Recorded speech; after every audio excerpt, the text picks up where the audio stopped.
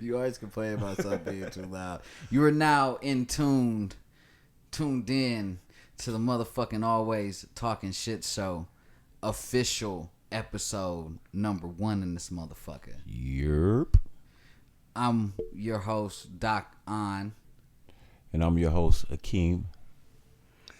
Your host, Daya. Let's do this. How was your motherfucking day today? Hey, it was an interesting day. But we ready to talk shit though, man. Let's go. Hold on. You was with me when this just happened. So we're going to the fucking dispensary and shit today.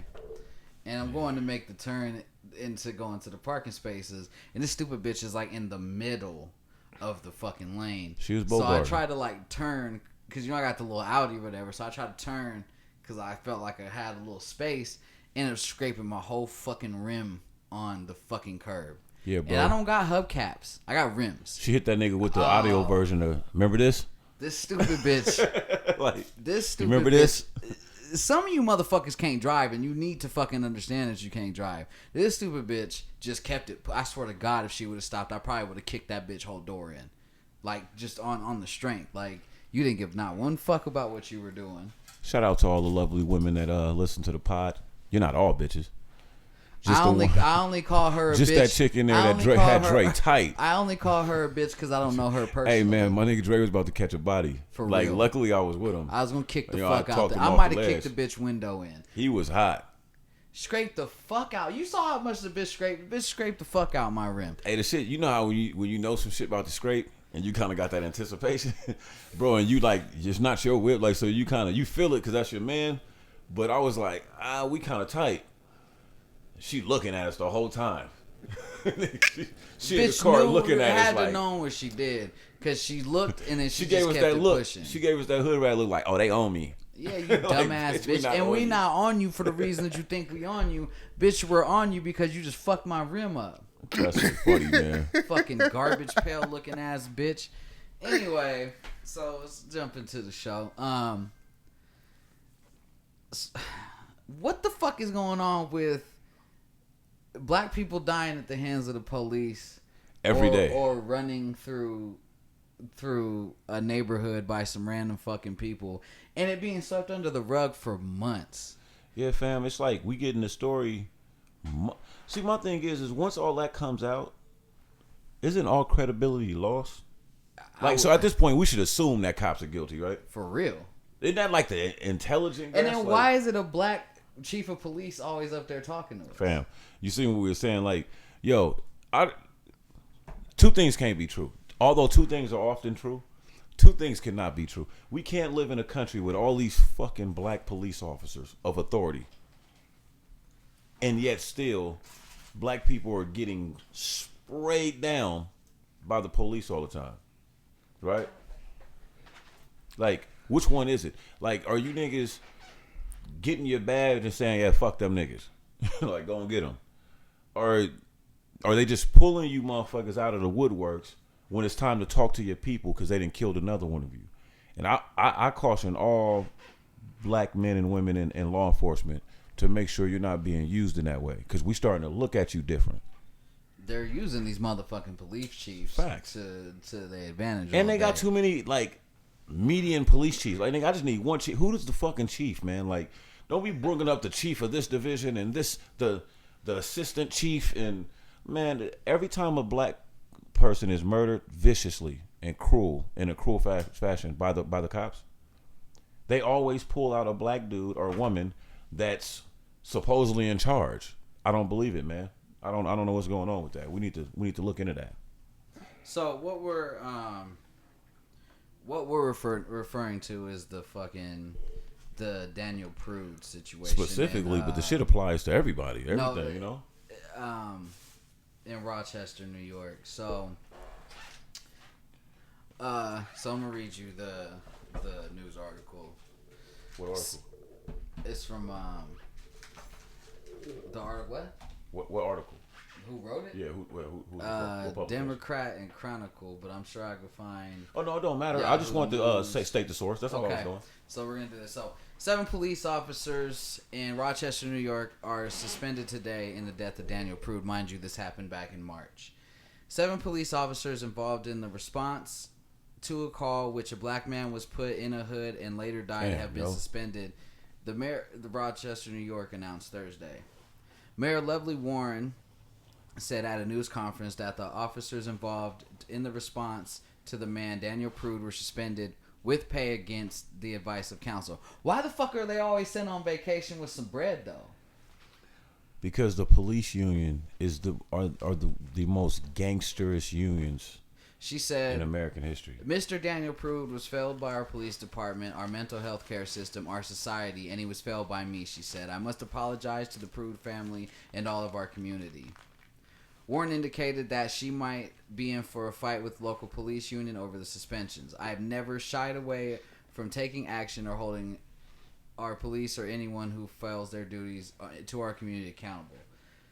The officer stopped Prude, 41, who was nude at the time, after 3 a.m. on March 23rd, according to edited police body camera video obtained by his family and released to the media. Officers cuffed him, placed him on a wet street surface, face down. Mind you, it's fucking snowing at the time. Put a spit hood on him, pushed his head into the asphalt, and placed his knee on his back, as the video appears to show. And then, so the coldest shit about it is they're on this nigga's back and everything, and as one of the dude gets up, pass him on the shoulder like, "You alright, bro?" Hella condescending. Yeah, he did, it just man. On some straight, just fuck. He hit him with the "you good, bro." And the dude's there, motionless, not saying nothing. After he's sitting there, "Don't kill me, don't kill me." He had him double palm down, like on the back of his head, with a supposed spit cloth on. Hey, man, sometimes it's funny, man, because, we getting older and shit like that. And I be seeing some of these cops, they're mad young. Like, should it be an age requirement to be a police officer? Like, I don't want no 20-year-old cops, 23-year-old cops. Because those are the ones that you hear in that video, like they just had a party witnessing a street fight or something. And so here's the fucked up part about it, is his brother is the one that called the police officer. Right, because his brother was acting erratically and they was worried about him. How fucked up his brother feels now because you got your brother murdered. The reason that he got fucking killed now. I'm glad you said that, because that brings me to a post, man. I just shot this out on Twitter when we was watching this earlier in our pre-production. Yo, if you have black people in your life, mainly black men especially, although that's starting to change, you gotta really second guess calling the police on them. Like, there's other ways around it. Like, if you're worried about them, hey man, take them to the hospital. Take them to your pastor.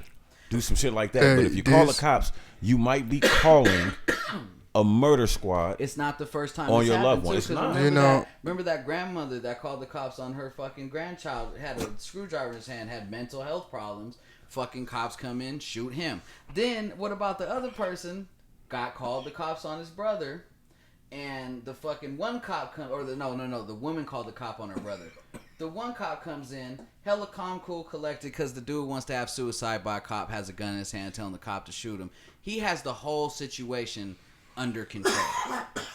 Dude's not pointing the gun at nobody. Other cops come in, shoot the dude immediately. They fire the cop who did not shoot at first, tried to calm the situation down, because they said he put other officers in danger by not fucking killing him right on the spot. Where was this at?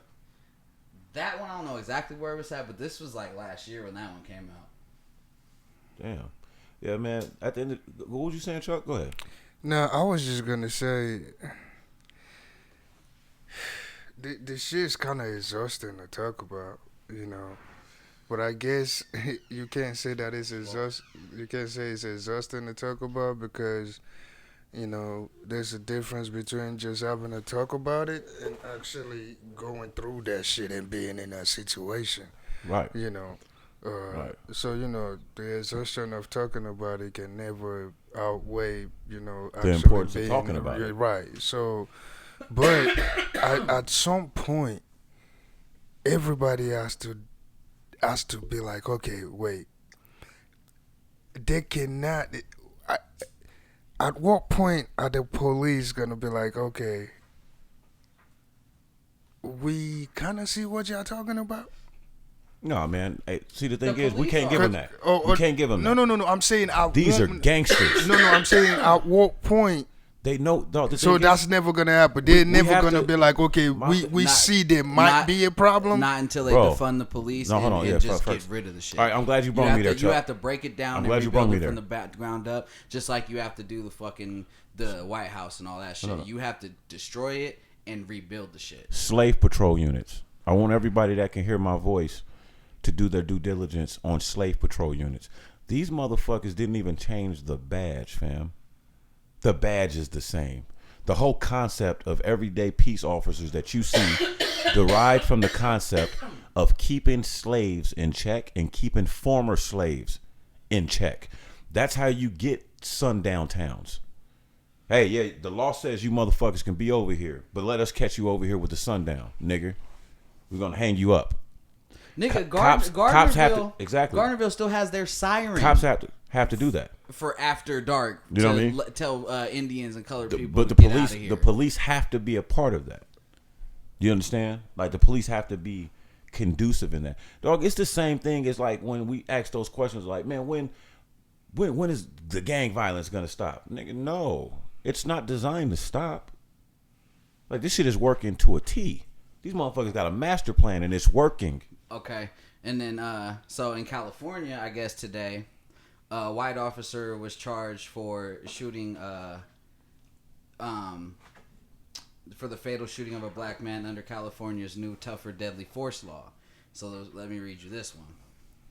A white officer has been charged with felony manslaughter in the fatal shooting in April of a black man in a Walmart store, a crime alleged under a newly strengthened California law that requires police to use deadly force only when needed to defend human life, the county prosecutor said. San Leandro police officer Jason Fletcher, 49, was charged Wednesday with voluntary manslaughter in the shooting death of Stephen Taylor, 33, after the pair scuffled over a baseball bat inside the store in the Northern California city, according to official documents. The charge comes amid intense nationwide scrutiny of police conduct following the death and severe injury of a string of black men while in custody. California lawmakers last year enacted one of the strictest police deadly force measures in the country after a Sacramento prosecutor declined to charge two officers who killed Stephon Clark, an unarmed black man, in his grandmother's backyard. So this is months later too. This is back in April. Stephon Clark, we know when that happened. That's when Beyonce went off on the Super Bowl halftime, paying homage to him. But you got to understand, man, when you're calling Kaepernick and you're the 49ers quarterback, you're receiving Northern California news. Sacramento is like a unofficial Bay Area city. They're not technically in the Bay, but they're like the next big thing outside of the Bay. I mean, that happened in Sacramento. A man was in his backyard on his phone and got murdered. So at the time, it's like, yo, these cops ain't scared. They're not scared because they never retrieve weapons. And the people that they kill aren't murderers. There's some niggas out there to really be scared of if you the police. But you know what? The police are smart. They're not fucking with them. Nope. And that's why they terrorizing our community. That's Akeem's beef with Bloods and Crips, GDs and Vice Lords. I don't mind saying it. Woos and chews, nigga. At the end of the day, all you niggas is KKK because you only kill black people. And that's what I'm about. I'm about protecting everybody's life. So I'm not giving no passes out because you motherfuckers look like me and we went to school together and we knew each other and hung out with the same bitches. Fuck you niggas because you only kill Negroes. It's funny. I went to school with this white dude. This dude's name is Sean, and he ended up becoming a fucking police officer. And I remember being like downtown one time and seeing him run up on him saying what's up, just trying to shake his hand. Think want to act all brand new. So it's like y'all, you a real you just a real life bitch, nigga. Like you the bitch it's of this police, nigga. It's gang culture too though, because guess what though, fam? If you had a Latin friend growing up or Asian friend growing up and they decide to go gang, then they're not fucking with you necessarily either.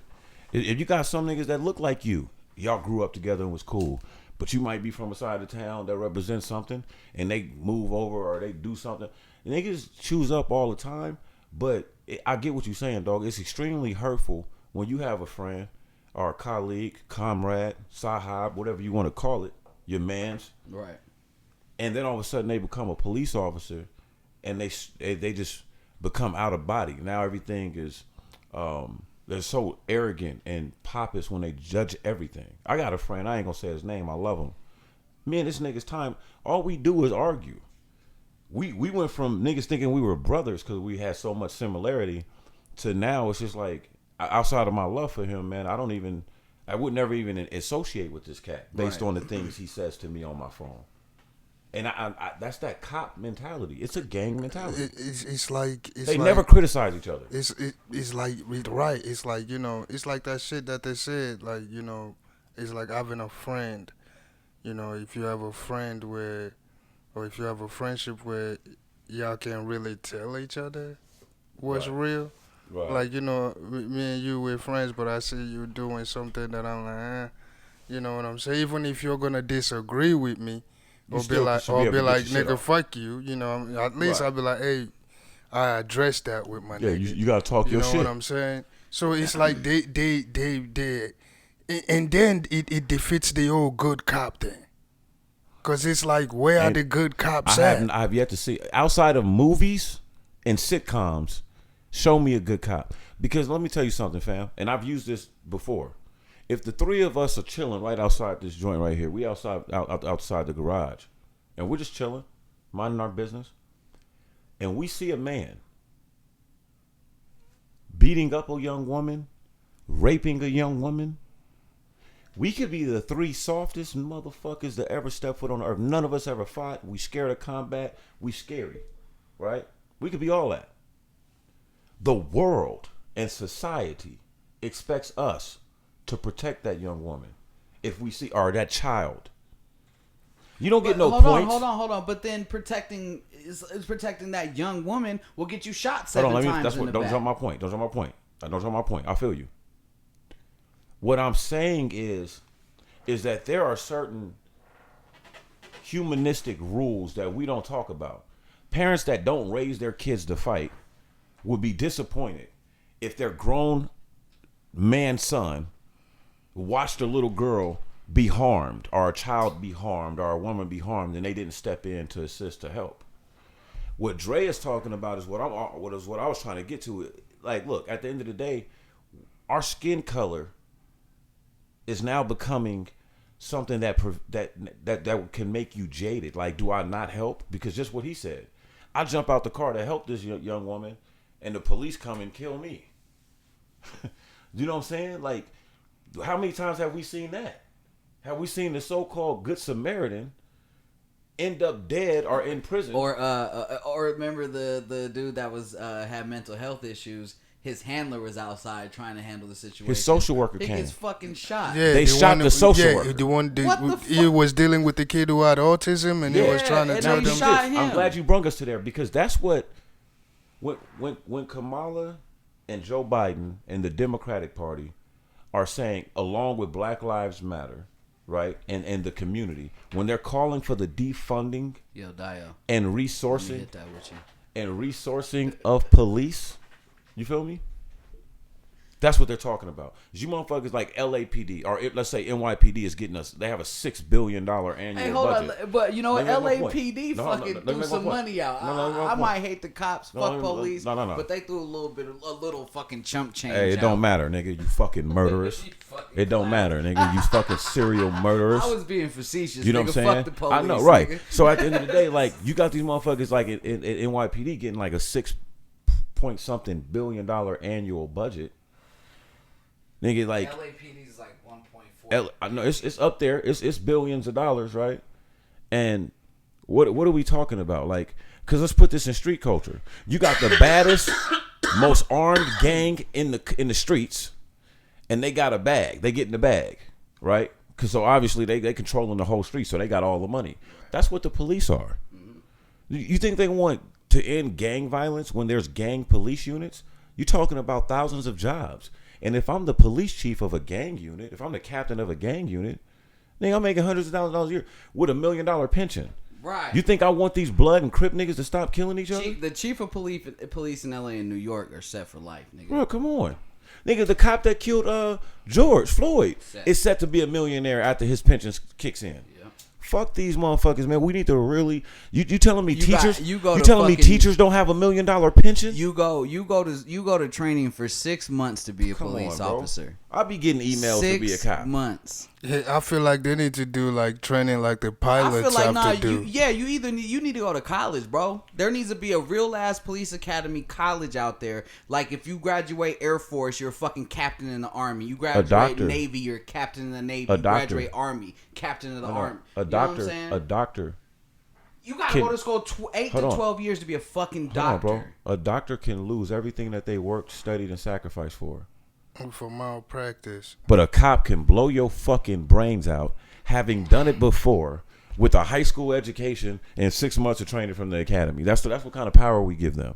And the thing is, the reason why it's gotten this bad is because I gotta say, white people in America that are not racist have been on the sidelines for too long. They have been making excuses and just not dealing with it because it doesn't happen to them. But guess what? It's starting to get to a point where these cops, nigga, are starting to get like that, treat everybody. I seen a video, nigga, like, they don't give a fuck. It used to be black men, young black men. They killing old black men, babies, women. It just came out. They trying to pay Breonna Taylor's people, her boyfriend. Arrest the motherfucking police who killed Breonna Come Taylor, on, man. Nigga. I got to deal with my friend that's a cop. You know what? Sending me emails about how Breonna was supposedly a part of this drug ring. And you know what I said to him? So what? They didn't need to shoot. They didn't have to kill her. They're not the judge, jury, and executor. You know what he says? He's why like, do they? No, why you do? know what he says? Oh, fam, you tripping. You don't know all the facts. She wasn't even laying down. I was like, nigga, they shot her 8 times. Why do white people always? This is a black dude. No, but I understand. But cop. I'm taking this somewhere else. Why do white folks always? Not all white people, but a lot of the majority. Why y'all always try to justify the killing of a black person? Like, why? I don't understand. Why is there always got to be a fucking justification? Like, I'm gonna put that on society, bro, because I'm telling you, why don't we call a black spade people, a fucking spade? There's bro? black people that fall victim to this shit too. That start thinking like that. Like, oh well, he should have complied. You know that they're not gonna play with you. And why is it always why is it always compliance? Why do I gotta comply to some slave mentality and comply to a fucking some slave master shit? Why do I have to comply to that to fucking keep my life? Why is that even fair? And then another problem is this: is just there's no respect. You know, when it's of just being a human. You know, because when you deal with the cops, you know, even in situations when you don't lose your life, it's like fucking mind-piercing experience. Post-traumatic stress. They don't, you know, when they approach you, they don't talk to you like they think you're human. They disrespect you. Slave patrol units. I mean, it's crazy just the experience they come from that you go through. Here's what when you deal with the cops. It's just inhumane, here's what right? kills me about people who don't understand like white privilege and shit. Here's white privilege Steve in a Nash. here's white privilege in a fucking nutshell. White people can call the cops for almost any situation, and they're gonna be all right at the end of the situation. Black people can't call the cops for shit, because we'll call the cops for something that's going on with us and fuck around and die. And die, bro, or go to jail for some shit, some trumped up charges. You feel me? So. Shot a man 7 times in his back and he woke up in handcuffs. Personally, it's fuck the police over here, and I feel like, and I personally, to me, it should be eye for an eye at this point. Well, the thing is like I'm there. I'm with shoot you, brother. Like shoot back. I'm with you. Knock these niggas off. If you can hear my voice, arm yourself and protect your family by any means necessary, because fuck these police. You know the mistreatment of women was legal, and the mistreatment of black people was legal. So don't talk to me about legalities. Last year we saw 2 people get their house ran in by cops and killed in their own fucking home, doing nothing wrongfully. Sure. What about my man in Texas, where the cop is claiming she walked into the wrong apartment? That's one of the people. And then you charge people with manslaughter. Both of them were. What is manslaughter in situations like that? Right. Yeah, you're right. Both of them were in Texas. But then Shannon Brown, former NBA All-Star, and I believe NBA champion. Someone walks into his house at night He fires a warning shot and goes to jail. And they walked into his home. And their excuse was, oh, well, there was a for sale sign. That don't mean you could just walk in my house. And at nighttime or and daytime. It was in the evening. What the fuck? Shannon Brown went to jail for that. Like, we dealing in a world where a white man got out of his car in a fender bender argument and murdered a former NFL running back. And it's not even spoken about no more. I mean, let's played for my team. You know, Right. Former Saint. It's not even outside of cops killing black people. Just white people even just thinking it's okay to just kill black people. Even Trayvon Martin. That's the history of this country. With cops. There was another example in Florida of a guy who pulled up at a gas station because a couple Jordan of his Davis, kids man, rest in was peace. playing loud music. Yeah, and he didn't like their music. And he came out and murdered him. and he drove off. He went home. Let me finish that. You know what I'm saying? I mean, Ahmaud Arbery. So you know he what went I'm and got saying? food. So he went and got food crazy, after he killed Jordan Davis. You know, he went and got food with his lady that was in the store. Went and got food. Stayed at his hotel. Enjoyed his trip. Went home, which was a few hours late. Hours away in another town. And then when first off, Jordan Davis, God bless his family. This is a beautiful black family. His parents are educated. He's I would lean towards a middle class, at least to upper middle class kid. And me and my mother talk about this all the time. Unfortunately, they can shoot your kid like a dog, but it's important for us as a culture to be able to articulate our pain and the things that we go through. Because when you have people going, dog, sometimes think about that. Who's gonna speak for you when you laying in the dirt from what one of these cops did? It better not be one of your homeboys that's talking like he's about to 1-2 a rap record, because the world is going to turn you off. Jordan Davis' mother is now, I believe, a congresswoman. She ran for Congress after this because she was articulate and intelligent enough to do so. I think Trayvon Martin's mother has just sought public office because she can articulate what happened to her child. They made him out to be a thug, but he was in an aviation program. He was going to be a pilot. And there was pictures of him wearing Abercrombie and horseback riding. All through his trial, they called him a man. Trayvon was 17 when he got murdered.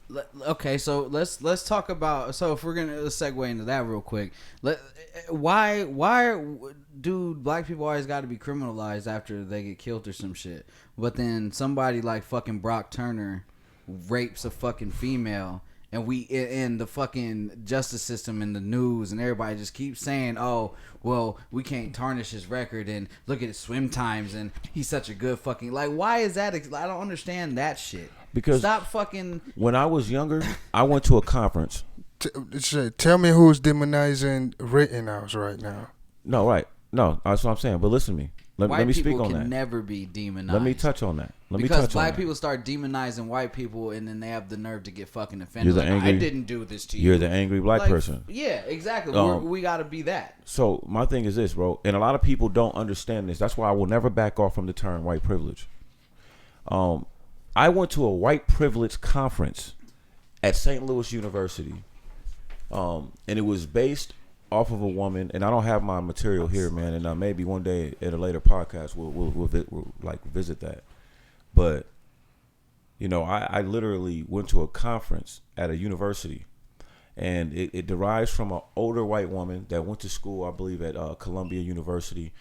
The short story is she ended up befriending this black woman from like Queens or Harlem or something like that basically was at Columbia but didn't have any of the things that she had, obviously.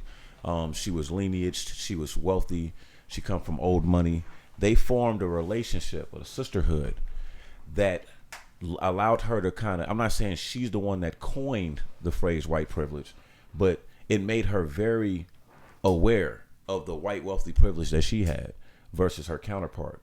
And they had a long, beautiful friendship, and this woman dedicated a portion of her life and resources to go to colleges and universities to educate young students, black and white, on this thing called white privilege that sometimes the right-leaning media will like to use and throw it out there as if it's just some kind of slang word or if it's no merit to it, right? It doesn't mean that because you're white that your life is full of privilege.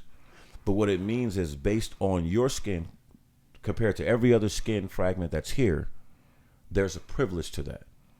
You can be a poor white kid tomorrow. You could be Marky Mark and then turn into Mark Wahlberg.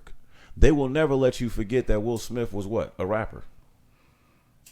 Will Smith's one of the leading actors. Hey, you know what I mean? They love to Marky forget Mark that was Marky a rapper. Mark didn't do some old hate crime shit. Right. He's a rapper. He came in on some thug shit. He had a damn near attempted murder on some racist hate crime shit. They didn't like no Asian kids moving into their neighborhood. Damn near beat a kid to death. This don't come up when Mark Wahlberg walks around. He's Mark Wahlberg. He's an actor now. No one looks at him as a rapper. But I don't care what show 50 Cent creates. Gangster rapper 50 Cent creates amazing show called Power. You know, it's always going to be a part of it. Hit it again. Pass it to me. Sorry, we having a couple of technical difficulties. That's nobody's business. I'm real with these with these people relax. out here. But yeah, man, we got to come a long way. I think technology, speaking of, and I think that social media has brought some of these things to the forefront, because I've always been the cat that's like, nigga, damn, Keem, you always talking about some race shit. Yeah, that's cool until your cousin's the one that got shot. Or that's cool until you're talking to me about how can I reach out to the NAACP for you from behalf of my mother to write a letter because you have a cousin that's been imprisoned wrongfully or over sentenced, or you know there's a very weak case and they gave him 30 years. You know, everybody want to cry. That's what disappointed me about Weezy, man. When Lil Wayne said he's never experienced racism, I remember when he got thrown out of an OKC game because he refused to pull his pants up. And I get it. You worth down there 100. You worth all this bread. I'm Lil Wayne. Man, I wear my pants how the fuck I want to wear. I get it. You was on your shit. They kicked you out of there. And I remember him specifically calling that shit racist. But now, because you don't want to upset a demographic or people that you see when you're on stage. No, it's not even that. That's it's whack. A cop helped him when he was younger. Saved his life. Dog, we're not even talking about cops. It wasn't about police brutality. That's why I'm not giving him that pass. Like, what the fuck? That's why, no, but that's why I'm saying he doesn't speak on any of this racial shit. But I don't think it's because of that. You're speaking on Wayne. I'm speaking on Wayne because he said he's never experienced racism. He's just never seen it. And I can show you, everybody that can hear this, go look it up. When he got kicked out of the OKC Thunder game in the playoffs, he called them racist. That's all I was saying. Right. I'm just speaking his, words. And this ain't about Weezy, man. God bless the God, man. I'm not even coming for Weezy. Nah, but here's what I'm saying. Stop turning the fucking blind eye to shit because you're paid and you get to live in these fucking lavish lifestyles. That's all I'm saying, like bro. fucking coon ass ASAP Rocky. That's all I'm saying, bro. Like, there's a reason ASAP Ferg is on Nas's album and ASAP Rocky isn't. It's the reason why ASAP Ferg was at Hope's house. It's the reason why all the OGs fuck with ASAP Ferg. ASAP Rocky's a fucking coon. Yeah, bro. I don't like some of the things that he said when the way he was moving, but you know what I'm saying? I don't know that and nigga nigga, either, you man. got Like, saved by Trump, nigga. So they say. I don't even trust Trump enough to believe that shit. Because he tried to say he saved LiAngelo, man. Shout out to the LeVar Ball. He ain't do shit. Hey, and that's proven. Trump has done more for niggas than any president in the history of the country. Don't forget that. So yeah, let them tell it. Yeah. You know what I'm saying? Yeah, outside of Abraham Lincoln, nigga. Right. Oh yeah, we need to put some respect on his name. We forgot. Fuck out of here. All three of us. Is we done or we're finished whenever we're done talking about Donald Trump and what he's done for black people. Donald Trump. Fuck Donald Trump. Man. I wish Nip was still here, man. Hey, so because he'd be performing that shit. You know what's crazy, bro? Is so I just bought NBA 2K, right? And I buy this game every year. And every year this game is fucked up beyond recognition when it comes out. For real? Oh my god. Nigga. So last year, 2K20, the game didn't get completely right until like February this year. And mind you, this game comes out in September. So they always end up changing some bullshit. And I always end up still buying it. And we all end up still buying it. Every fucking game player still fucking ends up buying this shit, bro. And it's always fucked up. They always release the shit way before it's ready because everybody's got a deadline, right? And I'm just thinking to myself today as I'm looking at my fucking PlayStation and shit, and I'm like, nigga, you know you're finna be yelling at this fucking TV for like the next like 3 months and ready to throw your fucking controller through this shit. And it's like, it's fucked up that I have this need to have this game every time it fucking drops, and I know it's always got a fucking issue. Like, nigga, I feel you, man. I see niggas going through that shit with them games, bro. Like, bro, I ain't even played this shit yet, but I know as soon as I turn that shit on when y'all fucking leave here, and when this fucking podcast is over, I already know, nigga, I'm finna wake somebody up. I don't play no games either. I mean, sometimes I'll pick up the pad and play with my son. Video games keep me sharp between the ears, for sure. You know, you gotta have your sharpening your shit to sharpen your shit. That's why I don't shit on nobody for it. Rapping is sharpens a sword, and video games sharpens a sword for sure. Video games help with this hand-eye coordination to make these motherfucking beats. It helps with color correction on fucking videos and shit. But nah, it's just game culture is crazy because we all know how fucked up this game is going to be when it comes out. And it still hit. I be hearing niggas talk about this shit. Random thought of the fucking day, but it's just nigga, I had to talk about it. And I know my gamers out there gonna feel that shit. Word. Yeah, the game that I always hated playing was, you know, that Halo shit, man. I never fucked with Xbox like that. That shit fucked me, man. I can never get it, bro. Matter of fact, any shooting game for that matter, I don't know how to play them. Subject, nigga. Man, my bad. Hey, man, I ain't gonna lie. I gotta change my gram, man. I gotta grow the fuck up, nigga. Oh, my gram, like, nigga. Is it slut bucket time on the gram? Bro. I mean, I'm not referring. I'm just saying that. Nah, but you fall into a lot of thirst traps, though. Bro, like, for every, like, respectable post that, like, feeds knowledge to the kid or something, nigga, somebody I know, like, hey, yo, what's up with my guy? I see you doing good. Oh, that's your kid. He getting big, man. Uncle Keem love you. Boy, it's about 32 busted opens, nigga. How much double tapping and commenting are you doing? Bro, this is why I know I'm on some creep shit and it's time to stop. I ain't doing none of that nothing, nigga. I'm just looking silently. Nigga, I ain't been on the gram in like a month because I consciously decided I wasn't going to go on that shit no more. You gotta, I feel you. But I was talking about that shit too, like, bro, ain't shit but asses on my fucking nigga gram, my man. Instagram. There ain't shit on the gram but premium Snapchats, OnlyFans, and twerking. Duh. And listen though, listen. My lady said to me. And TikTok. My lady TikTok. said to me, she said it depends on what you're on the gram looking for, and I'm like. You know what's funny? I'm glad she said that. Because the algorithm. So say you got 3 thoughts on your page, you finna have 47 thought suggestions. You're fucking right, bro. And sometimes some of them shits they just on your shit. Like, when did I become your friend? Right. Like, what the fuck is you? But hey, man, I like that right there, though. But how'd you become? Right. How'd you get on my feed, bro? Back, basically going off what Sis said. Something like and what you asked earlier, my nigga, my gram be like spirituality, holistic healing. Dr. CB. Thought. Ass. I'm like, damn, nigga. Like, and sometimes, bro, that shit is, bro. I get it now.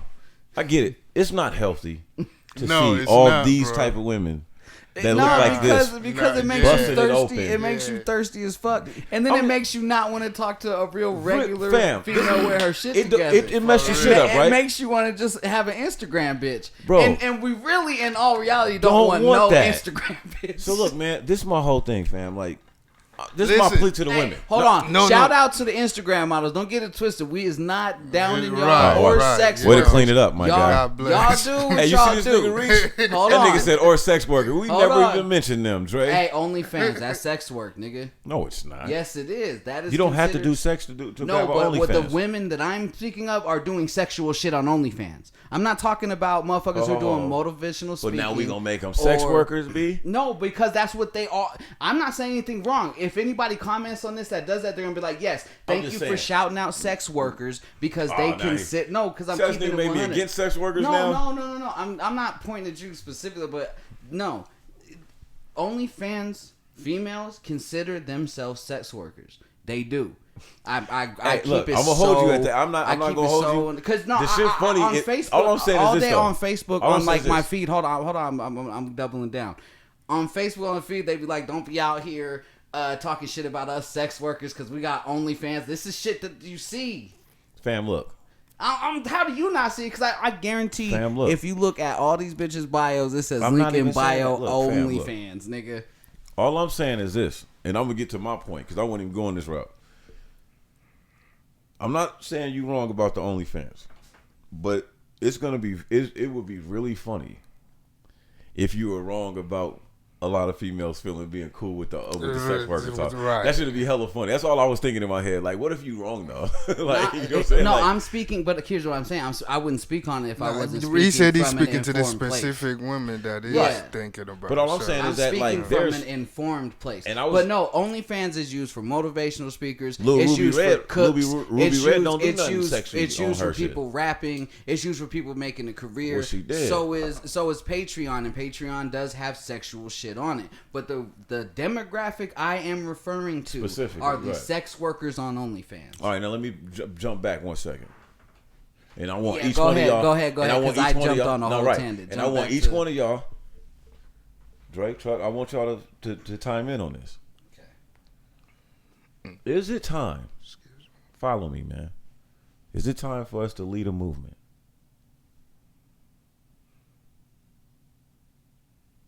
To get rid of Instagram models? And I'm gonna tell you why, bro. These bitches is the devil, man. Like, look, think about it. Hold on, fam. Look, think about Lucifer and all we've been told about him. Oh shit! Right? Beautifulest angel. He said y'all the devil. Just saying, fam. Like, they gotta follow me on this. Maybe they can get a saving. I'm gonna go to church with these cats real quick. I'll take them to church. Hey, OnlyFans sex workers out there. Keem is trying to save y'all right now. No, I said Instagram chicks. Oh, I'm sorry. This is your come to Jesus moment. Hold on. Listen, hey, Instagram models, this is your conscience speaking. All right, man. So all you Instagram shorties out there that post pictures looking fucking scrumptious at all times. Like, you motherfucking bitches is bad dropping your kids off to school, which I know is lying, because I done been around schools when kids were getting dropped off and they don't be looking like that. And they be in Walmart dressed to the nines. Hold on, I'm just saying. What I'm trying to say is this. If Lucifer is deception, deceit, what are Instagram models, bro? Because look, you don't go to the store or open a magazine and necessarily see these chicks, right? So model is loose. It's a loose term. They gonna fucking hate us after this episode. But no, bro, this is coming from, hold on, dog. This is coming from love. Like, you see, nigga, I open my Instagram. I support all these motherfuckers. Like, I support y'all. But I need y'all to offer more. Like, I need more from this. Bro, the other day, I'm looking at my phone. I'm on the gram. And it was so much ass What twerking. more do you want? Dog, what I'm saying is this, like. How much ass was it twerking? Just nigga. What more do you want? Hold on, man. Don't speak me up. I got y'all. Because y'all gonna have to. that. I'm no, not hold on. speeding you up. I Listen. want you to keep going. This is getting deep. Because y'all gonna have to answer. Your time is coming. Nigga. I want you to keep going. You just worry about what you want to give to this. Hey, this just got deep. I want you to keep going. Bro, I'm not being stopping serious right now. I'm just chiming in on. Bro, all I'm saying is this. All I'm saying is this. Right? take one little shorty in particular. She's not an Instagram chick like that. But I noticed the other day, like, damn, she look good right now. She on her Instagram model shit. She's in that lane right now. But she a bad one because I noticed that's not how she looks every day. I be seeing her going to and from work with her kids. She look like a regular chick. That's cute. And all I'm saying to these Instagram chicks is that, like, we talking about substance, and the whole yin and yang is that all men want to do is smash, and they not treating you right. My nigga, like, I need to see one of y'all, like, in y'all downtime. Let's keep this 100. You can change 99% of these Instagram models' whole personas with the baby wipe. So that's what I'm getting to, like. And it ain't even just, I'm not on no vanity shit like, oh, you wear too much makeup. That shit be looking fly to me. Hold on, no. And taste. But here's the thing: when you go from looking like a fucking 4 to a 10 because it's all contour and makeup, but it's not. I'm that's not a going good there. filter fish. Hold on, I'm giving it to you. I'm about to give it up right now. You stupid. Filter fish, nigga. Damn. Hey, but look though, my thing is this, man. Like for the little small part of seriousness in it. Where we going with this? Like, where we going with this? If every girl on Instagram, right? If this is a new counterculture, like, I'm gonna do things that I don't know how the aging process or the longevity effect is gonna be to my body for this look right now, for this moment, and it's another form. You're talking about like body shapers and look, shit. I'm talking. No, hold on. It's another form of oppression, and it's an extension, in my beliefs, of that slave master mentality. Dog, when I look at Fashion Nova, and I look at some of these companies that jump in these chicks' box, that send them, that's basically making these chicks borderline niggas some bread, if not almost wealthy. They're not getting that for talents. They're not getting that because they have a following, because they created a thing. No, they're getting that because men are fucking perverts. But the thing is it all just men are perverts, or are there a lot of young girls feeding into this? No, because here's the thing. There's a lot of women feeding into this too, These bro. Instagram models always want to say shit like, oh, shout out to all my fans and all that shit. And a comedian, shout out to Ryan Davis, the nigga said it the best. He said, bitch, I am not your fan. I am a pervert. I am a nasty nigga. I am only watching you because you are doing nasty shit. But fam, so no, it's that's not the that. obvious It's not point. that the little girl. It's not that the younger girls are buying into it. No. You can't say that, bro. No. Here's because I'm able agreeing to with you. they're able to sell a whole. That's what I mean. They're buying into it to the fact they're like, oh, a lot of these females these days are graduating high school with no type of fucking ambition. They're either gonna get on the pole, they're gonna either be a fucking niggas they're too. Gonna get pimped, or they're gonna be a fucking niggas doing that Instagram too. thought. Like, I ain't making this a dog on female things. I'm just talking about a specific thing that I see. No, I'm because just saying I because enjoy. But that's what I'm looking saying. at beautiful women. Okay, so the exact, like you just said. So there you go. That's the answer. There's no you want more. Okay, I do want more. No. You want these bitches. Nah, so you wait. Y'all saying I'm a nasty nigga? No. Yes, that's what I'm saying. I don't know what Dio's getting at, but that's what I'm saying. So what I'm saying is, you're a thirsty nigga. What I'm saying is, is, be thirsty. No, it's not. That's kind of extreme. It's not even about being thirsty though. You are a male thought. So no, you just, it's not. It's not even about that. Cause like you just said, it's just as simple as, I'm gonna put it as simple as this. You just said, I like looking at beautiful women. Okay, now the old thing is this: the reason why Instagram is full of what it's full of is because niggas like us or niggas like whoever they are. Okay, that was gonna be my look point. at that That's shit. what my point was. We So all this is stare the at thing. this This is shit. the thing. Listen, Thirsty, listen. if Wait. it wasn't- But No, I said beautiful women. Hold on, I be hold on. looking at chicks in hijabs. That's Hold But on, hold on. hold on. If it wasn't for niggas Dre. and men being thirsty, these women wouldn't have this avenue. Men make this possible. listen. Hold on, stop. I think y'all being a little too arrogant. No, I'm It's not. Y'all not, No, giving, no, it's y'all not. not giving women enough credit. No, because women listen are to this. catty without men, my guy. I Exactly. got Hold nothing on, but but sisters. listen, Listen. we let you talk. Wait, but listen. Dre. What I'm saying is, I gotta fix this camera. what I'm saying is this. What I'm saying is this. Somebody got the camera.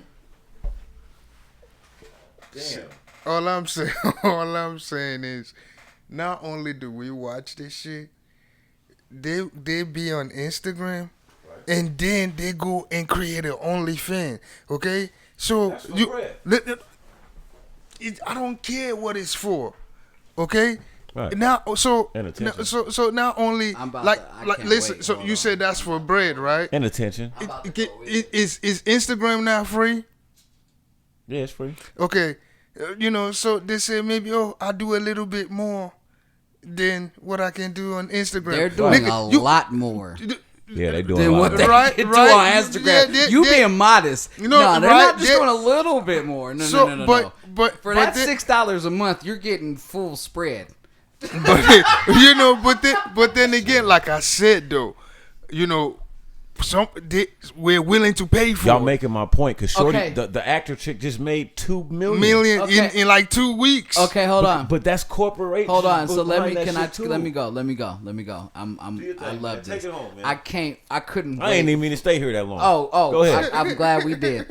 Hold on. This is to all thirsty fucking men, me being one of them at points in my life. If it wasn't for niggas like us, women couldn't do or get away with half the shit that they get away with. Niggas really be out here paying bitches $40 in a blunt to kick it and just have a conversation. Men can't do half the shit women can do. Men aren't out here getting paid off OnlyFans jacking off on the fucking camera. That's not true. Hold on. No, you let me talk. But it's not true. It doesn't matter. It's fucking apples and oranges, bro. Women, if we look up any type of statistics, who's making more money on OnlyFans? That's something different. I feel exactly. Like. So here's the thing: there are far less women who are that fucking lonely who are gonna watch a man sit here and jack off or fuck another bitch, because there also is free porn out there. Men aren't understanding. Like we will pay for this shit. Women, hold on. Women. Don't get me wrong. I mean, or tell me if I'm wrong. Any woman with a pussy can get some dick out there. Am I wrong? There is a thirsty That's dick. Alleged. That's alleged to be true. There is a thirsty dick out there for every pussy looking like whatever it fucking looks like, nigga. I'm not lying. It is real shit. So... Maybe. Yeah, you're right. Men don't have that same fucking thing. That's why women can be on like Tinder and shit and be so picky, because they're put on this fucking pedestal because men do this. We fucking shoot ourselves in the foot with this whole situation. All right, bro, but hold on, though. I think you might be a little too swaying like one way. Like, I'm not, because nigga, if it wasn't for men, prostitution wouldn't be around. If it wasn't for the man, if it wasn't for the need for a man who really can't be out here getting no bad bitch to fuck him without putting some money out, prostitution and shit wouldn't be around. I guarantee you, the most elite some of these forms nerdy of prostitution niggas we see out here with the is baddest all about bitches. convenience. Some of the nerdiest niggas we see, we live in Vegas. Some of the nerdiest niggas we see on the strip with the baddest bitches is because niggas got a very deep pocket. What's a nerd? Or not even nerd, I'm just saying, a goofy. No, hold on, wait. No, let me just counter this with this. Men are way more superficial than women, right? Absolutely. So what I'm saying is that, like, the only counter I have with that is, dog, you be seeing women, and if you in your judgmental bag, you be like, yo, what you doing with him, right? All the time. But that's you. That, in my opinion, that's us hating. a little bit. That's just, a little bit. When you have that thought, hating. when you have that thought, when you have that thought, you're really just hating. Because the idea that a man knows what women are turned on about, nigga, women is the biggest myth amongst us, and there's some of the biggest freaks. I'm not saying no. And a lot of porn. Hold on. It's women watching that shit. But hold on. Has fucking history not shown us that women are motivated by money? A lot of them. You wouldn't say men are more? I'm not, but we're talking about women right now. In contrary to men. So I'm just saying, like, I would say that women can be motivated. Men get the money in the flash to fucking get the woman. Hold on, no, fam. But you can and prove. the woman loves the man for the money in the flash. Well, let me hold down. Let me give women some bail right here.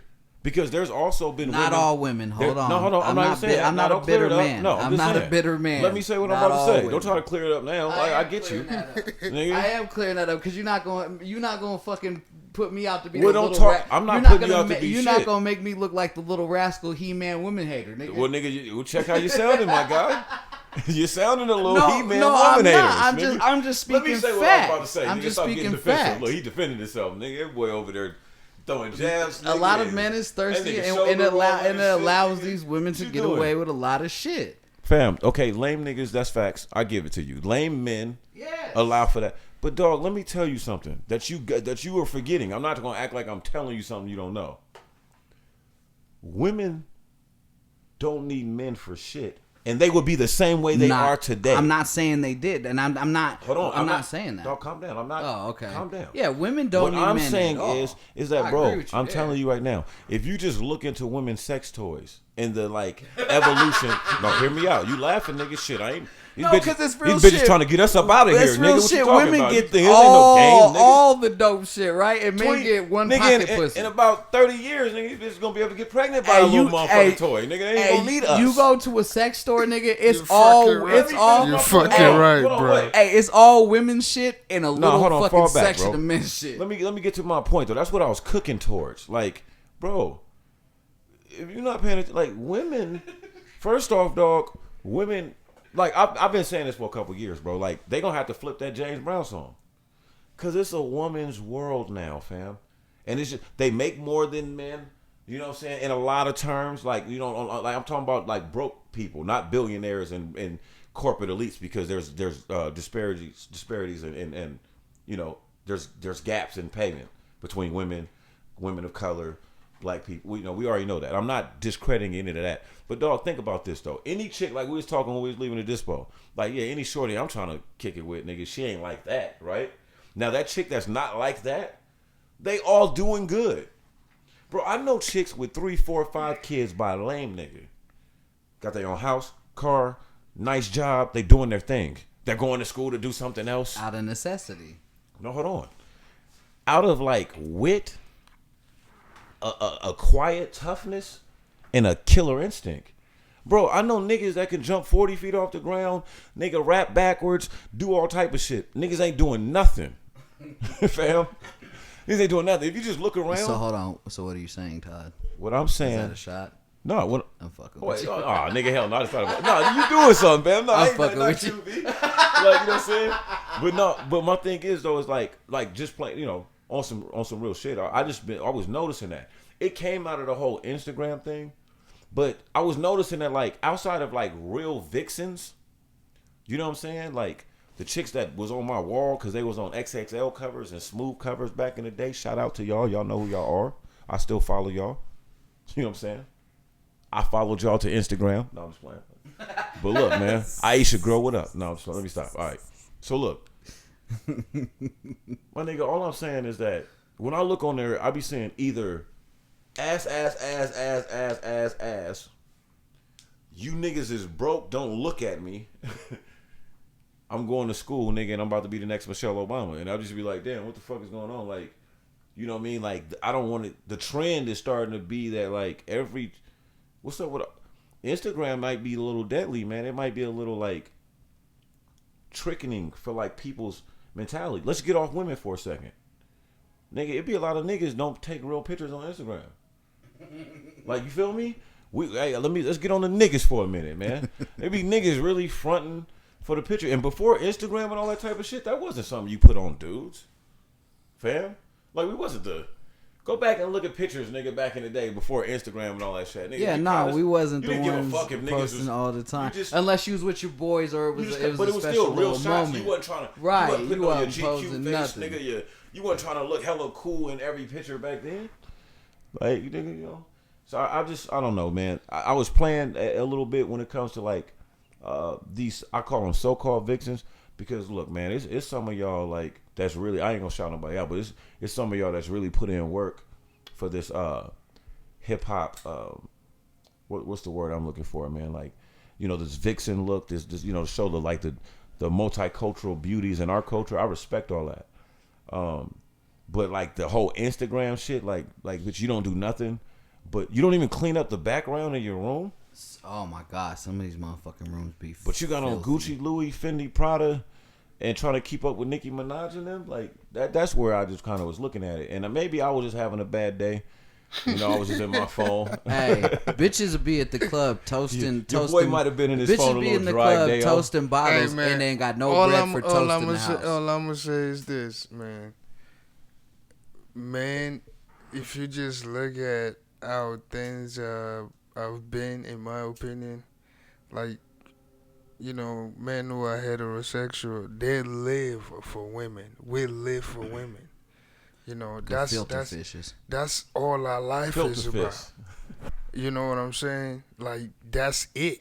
You know what I'm saying? But then we've also done this thing where we kind of just, you know, we love women, like that's all we want, and then we also demonize women and money. You know, we do the same. We demonize. Yeah, you're right. And we also demonize. Like, for example, you know, or you go out on a date with a girl. You know, a nigga be wishing like, shit, man. I hope she let me hit. I want to hit, smack man. Him, smack him. I want to smash. Let me smack him. I hope she let me smash. You know, and then Facts. the nigga will smash. Let's say that, you know, she lets him smash. All of a sudden, that flips into something else. You know, oh, she's this, she's that. She let me smash on the first night, or she, you know what I'm saying? She let me smash on the first night. How many niggas? How many other niggas smashing on the first night? That's what y'all be thinking? No. I'm just saying like that's you know psyche. That's the kind of thing that is kind of how we. I'm just saying how we love women so much. But at the same time, we demonize, you know, this. Maybe it's we objectify. No. It's not that we objectify them. It's that we love women so much, but then we demonize them for that exact thing. Because if a bitch, some niggas will think if a Not bitch let you smash, if a bitch lets you smash on the first night, you in the back of your mind is like, how many other niggas are smashing on the first night? And then listen. It's like this. It's like this is listen. This is my thing. This is another thing that we've done. It's like, okay, so for some reason you're now the judge. Cause what about you, nigga? You smashed on the Mind first your business, night. nigga. Don't worry about me. You know what I'm saying? Hey, so, niggas are the king of asking questions they don't want to know the answer shit, to. not Akeem. I learned that lesson. So the problem is this. I think that I thought about something. I think that the fact that Eve was the one who tricked Adam into eating the fruit, you know, if that, you know, situation was the story that they tell, you know what I'm saying? That shit do sound right. You know what I'm saying? Think about it. If you know her badass was like, just get the fruit. You know what I'm saying? If she was the one who Eve was bad at that. If you get the fruit, I'm gonna give you. You get that fruit, I'm gonna give you. I think there's been a resentment Towards from women? men. Yes, from men. Well, okay, let's talk about that. Because you getting somewhere, you cooking now. You know what I'm saying? I got something to add to because that. Again, you know, in my opinion, if the world have been on an equal foot, you know, for women as far as it is for men, you know, the world would be a fucking different place. You know what I'm saying?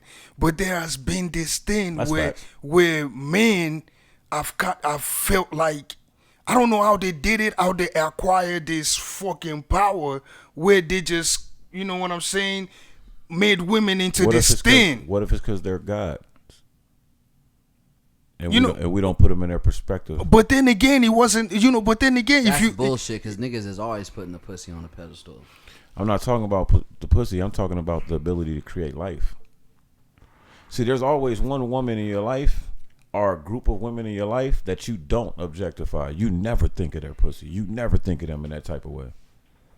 So that's where I'd be like, man, okay, I get it. but hold on. I feel that, but for every you that's not thinking like that, there's a million niggas who are. But every million one of those niggas has a group of women that they feel like that about. Right.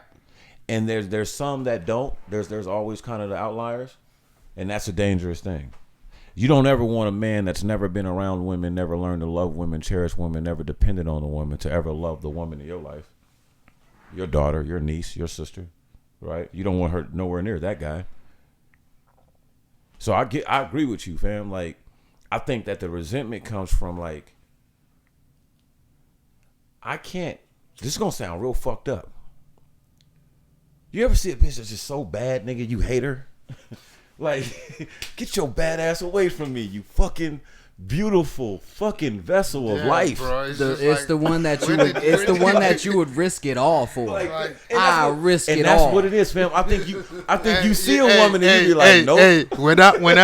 Listen. I don't need you because you gonna fuck my life all the way up. There's a thing that I said to myself when I see them. I be like, damn, shorty, where'd you find that? You know, Right, like like, they just, you just like, God damn, like. What? I have seen. Look, man, bro, stop playing with me. Lucifer down in the morning. What was Hov trying to tell him? What was Jay telling this nigga? Lucifer down in the morning. Bro, because he had probably seen one of them things. Like, ooh, this shit right here. To kind of ride into what I was saying a little bit, I think also another thing is that, you know, in the Bible, it says something about man is the head of the house. You know what I'm saying? I know. Don't get me started. I know, whatever.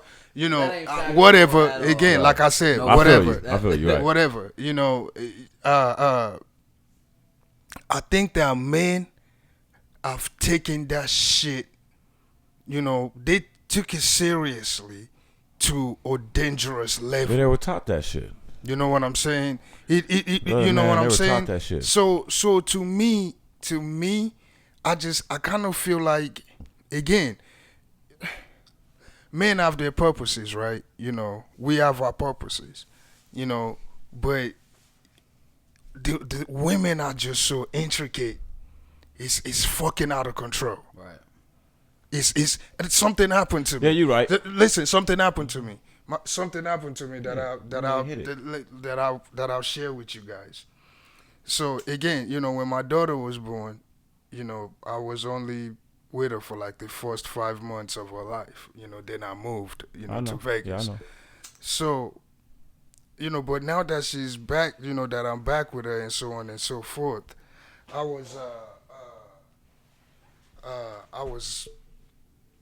you know, when I was cleaning her at first, you know, not that I've never cleaned her before or anything like that, you know, she acted uncomfortable, and it was kind of uncomfortable for me too, and I kind of feel weird about that. She's like probably only doing that with her mother. Exactly. You know what I'm saying? Over here, Dad. Fucking weirdo. Right. So. I'm playing, you know, that's just funny. So you know, make you feel like a straight weirdo. So you know what I'm saying? I spoke to my fiance about it, but then another thing happened to me. You know, for like a week or two, I could not find myself to sleep with my fiance because I just started. Oh, this nigga just got real deep, nigga. You know what I'm saying? Like my mind just, for some reason, just got stuck. You know what I'm saying?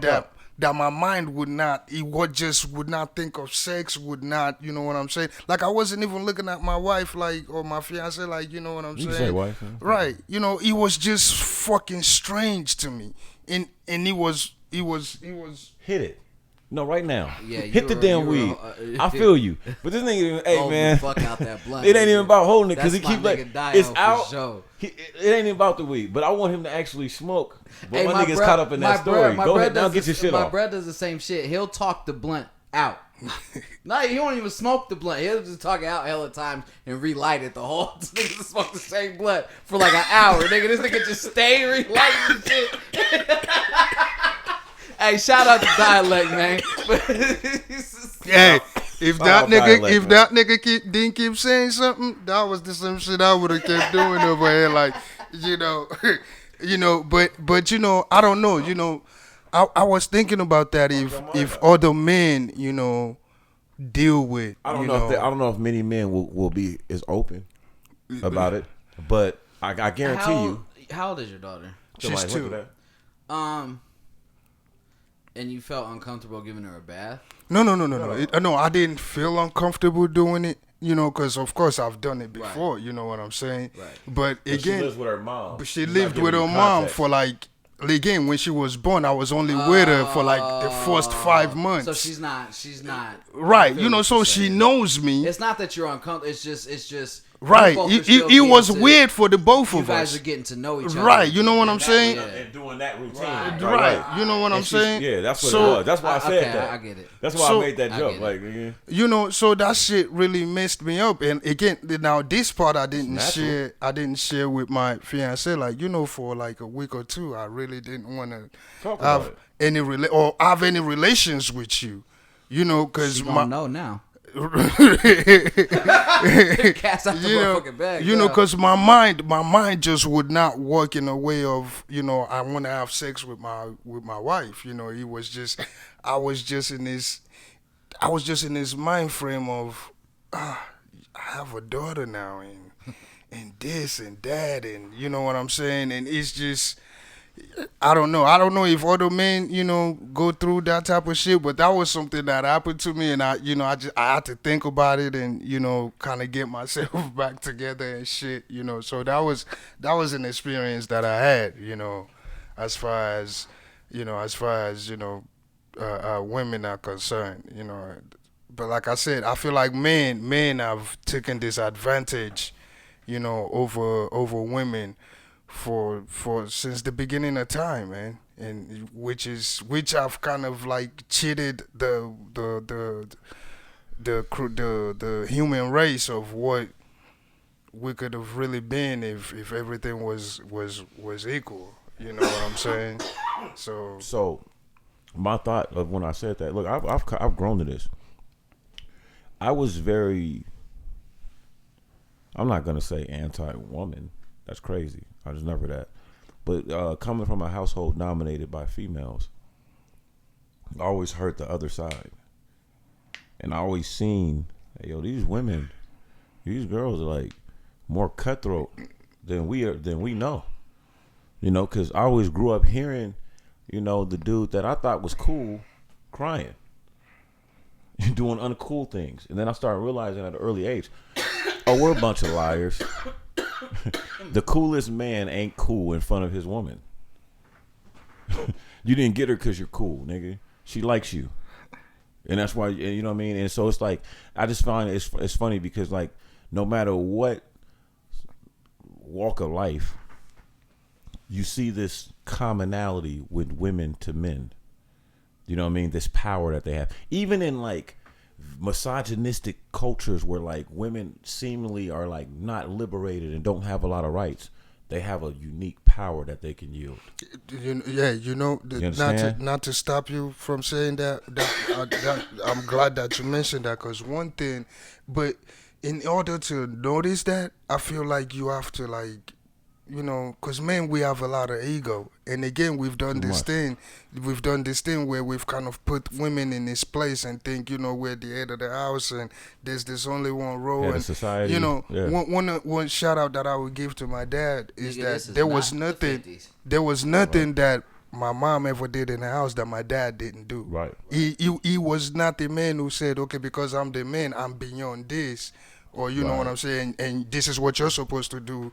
You know, I saw her change diaper. I saw him change diaper. I saw him clean bathrooms. I was raised. You know what I'm saying, and so on and so forth. I was raised in a household, a real man, where my dad handed over all the money to my mom. My mom handled the bills. My mom handled the household. He just went to work, got the check. Now that's not to say that my dad didn't handle his business. My dad went to work. That is handling day, his business. What you mean? But to say that the men is the head of household, no, maybe men is a breadwinner. It's all on how you lead. But my dad wasn't even the breadwinner then. They made equals amount of money. That's what I'm saying. A lot of times women are making more money now. My dad didn't want to deal with that. My dad was like, here's the bread, boom, deal with handle what we handle. Imagine not being able to be with a woman. You hear about these men that are having hard times because they make $80,000 and their woman makes $200,000. I just think it's somewhat sophomoric and foolish. That means we make $280,000 as a household. Fam, let's talk about it. So that ain't her making $200, me making $8. Right. That means we make almost $300,000 a year as a household. So, you know, we making a house every year. To talk about, we're eating, because in a relationship you ain't supposed to be in fucking competition with each other. You know, so to talk about the power that women can yield, I think like as men, there's elements that we come with, you know what I'm saying? But, to the power of God, I think there's something that is inside women that when you get with them, you know, ups, whatever you are as a man, It connects you. by so much. Like, If there is so much that I've learned, you know what I'm saying, but if we're from my going off, fiance, that is just, that I feel like as a man, you have to like have the sense to notice, these things, to feel like, oh shit. it's You yin know and what I'm yang. saying? Because I feel like so many men, they miss that. They Well, get into this, I'm the man of the do they house, and miss I'm. it or do they miss the opportunity to have it brought out? Like sometimes I think that like it takes a. We can't just give this to every woman. Every woman don't possess this. You understand? Every woman don't possess that. Just like every man ain't gonna be that. Right. Every man ain't gonna be like your father. Unfortunately, if imagine a world like him, even with all his flaws, right? As a human, imagine if the world's men were more like a man like that. So, what I'm saying to say is that just like there's men that miss the pale, we been around these niggas. We been around motherfuckers. You look at them like, nigga, that's a lost cause right there. I fuck with him. That's my guy. But here, fucking renegade. Nigga, he ain't changing. Right? Son's an ox. Nigga, he never changing. That's him. That's him right there. He gonna be chasing pussy till he die. We know those dudes. We know those dudes that whole thing honor on fuck a bitch, man. It's nothing. I don't fuck with bitch. They hate women. That's why I always be laughing at some of these pimp niggas, bro. Like, nigga, you hate women, but you can't do shit without them. And the weakest of them at that, while abuse. I don't want to even go down that bag, nigga. I don't want to sound like that. But at the end of the day, I just feel like women are a crazy resource that we don't fully tap into. And you see it. You see when certain men tap in it with certain women, they already had it before. But when they become whole, and I'm speaking from a motherfucker that's single with no children. But I've always, even in relationships that I failed in, fam, I've always recognized that like there's something godly about a connection between a man and a woman. And if you honor that connection, both parties, I'm sure magic can come of it. Whether that's a child, whether that's a life of joy and commitment that only you all can speak to. But that's the reason. Man, I was at this wedding with my ex-girlfriend. Shout out to her. And we were in D.C., fam, and I seen some ill shit. I seen two things at this wedding that I was just like, yo, if I ever bite that bullet, I might do some shit like that. You about to get married soon, maybe you want to look into it. Like, dude was saying it was an old black minister, and he was saying it was an old African-American tradition. And he was saying that you get a memory box, one, right? You get a box, a little chest or whatever. You and your shorty, y'all decorate it to your liking, and then you give it, preferably to the best man, and or or whatever, or the bridesmaid. But you give it to someone, in-laws. You give it to someone that is expected to be in your life from here on out, moving forward. So, like, let's say, boom, me and Shorty getting married. Let's say y'all my two best men, y'all my mans.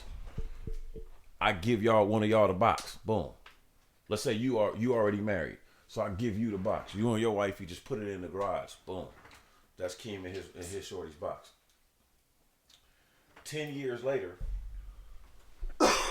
excuse me, we go to the box, nigga, and we take out one thing. They're gifts. So it'd be like a cigar for me, or everybody a set of cigars and an expensive wine. Right. And then 10 years later, we go back to the box and grab another thing out. And you do that until I think it goes up to like 50 years. And there was this couple there that was a few months away from opening like their like 25-year, 30-year box. Right? The minister brung them there to kind of like be a testimony, if you will, to the new couple. I thought that was hard. They didn't know these people. The people spoke, told them, some advice. That was one thing. Damn, bro. I might have lost it. I can't remember the other thing that it was. It was something hard, though. A about this wedding. It was something that I had seen from the minister when they was oh yeah, bro. He told them, and I never looked at, I never went to like a relationship counseling session or anything like that. And I done had some beautiful relationships, bro, but I done had some dysfunctional, fucked up relationships too. Shit, we all right. So I was sitting there, and he was telling them. He said, me and my wife have been married over 40 years, and he said one of the things we have is a mutual clause. And he said that we pull from it when we need it. And there's times that you're going to want your husband to do things, and it's going to mean so much to you. But it's very important to him that he don't want to do it. And it's important to your relationship going forward that he doesn't feel like he has to and be pressured. Vice versa, right? So, you just like, yo, baby, I'm pulling this from the mutual box, man. I'm not, our little neutral zone. I'm not doing this. Like, I'm not going. So any of you, you soon to be married people out there, get you what's it called? A neutral zone. A neutral zone. What's the box called? And the box is the memory box. Memory box. You want to create a memory box for, give you something to look forward to, and a constant reminder of the journey you're on. And then they were saying there's like a neutral zone that you go to in your space, in your home, and it's just like, if I'm in this space, don't fuck with me. We're currently in my. We're in the neutral zone right now. Right, and that's facts. And you see how that works? That works. Look, it's bad out there, right? Out that door, man, it's bad. Me and Shorty we on rocky waters. I need to re-gauge and let out some steam. I'm in here in the neutral zone. I'm chilling. And as long as it has to be duality, because a lot of men will say, "Oh, give me my space, give me my peace," but we can't do that in return. That means when she says she don't want to talk about it, nigga, she don't want to talk about it. All right. That shit was. I got deep for a while. Right. Anyway. You took it there. So. Chuck took it there, actually. So, she got for his Chuck. You're right. So, apparently, Lil Boosie Badass wants to launch a petition to free Bill Cosby. Shout out to Boosie. That's a real nigga. Shout out to Boosie, bro. Because when I look at that Cosby case, I don't know. Hold on. So it says, despite the fact that Bill Cosby is serving 3 to 10 years behind bars after being convicted of drugging and sexually assaulting former Temple University employee at his Philadelphia home in 2004, as well and has had to deny the dozens of other sexual assault allegations against him, Boosie Badass wants the actor to be released from prison. In a seemingly unprovoked tweet on Tuesday, September 1st, the Wipe Me Down rapper expressed his desire to see Cosby as a free man and even suggested an accountable item to put in his plan. Accountable item... I can't read. This is bullshit. I'm high as fuck. It said... even suggested... Fuck. An actionable item to put his plan into motion. Free Bill Cosby. Let's start a petition, he wrote. Free my man Bill Cosby. Y'all motherfuckers is out here. Man, all I'm just saying, in terms of justice, buy NBC. No, I'm just saying this. In terms of justice, bro, like, shout out to Kalani. I'm getting off the gram currently. See, the gram, the Lucifer nigga done got you slipping again. Yeah, man. All right, so look, my thoughts on Bill is, I'm not gonna lie, that we have to protect women, right? But when you look at this case, that Me Too movement was a motherfucker, bro. I'm not even that going shit there. Was so loosely. I'm not doing all that either, because that was a hijacked movement. Man. If you go look at the black woman that started that, Me Too movement was basically like the black woman's Black Lives Matter, if you would. Like, yo, they're out here raping us too, and they need to be going to jail for raping us too. And then it just, like they do, corporate America came in, and then all of a sudden it was like, about Harvey Weinstein and all these other people. Winfrey going right. They take it, and they took it. People took it and ran with it. Right. Fuck Oprah Winfrey, by the way. Hey man, I don't know Oprah. You know what I'm saying? I know she ain't had shit to say about her homie Harvey, but had a lot to say about Bill. Hey, that's facts. Just like she had a lot to say about Mike when he died, she had a lot to say about a lot of seemingly black men. She had a lot to say about R. Kelly too. But, my whole thing is this. No, my whole thing is this, bro. We, in all seriousness, like sexual assault is a serious thing. We don't condone that shit. Not at all. You know, fuck any motherfucker that's on that type of time. But I mean, but at the same time, was Me Too not just I a can't, lot? Well, dog, the thing is, I don't want to speak in broad generalities like that because Me Too served its purpose in some points, right? And in some points, you know, you had a motherfucker like I don't remember his name, but I know it was a guy that had like a segment on PBS. Nigga, Freddie Gibbs almost went to prison. Let me finish my what I'm saying. No, it's a white. No, not Tavis. Okay. This is a white dude. He had a show for a long time, and basically, he had an interaction. Charlie Rose. He had an interaction with this woman.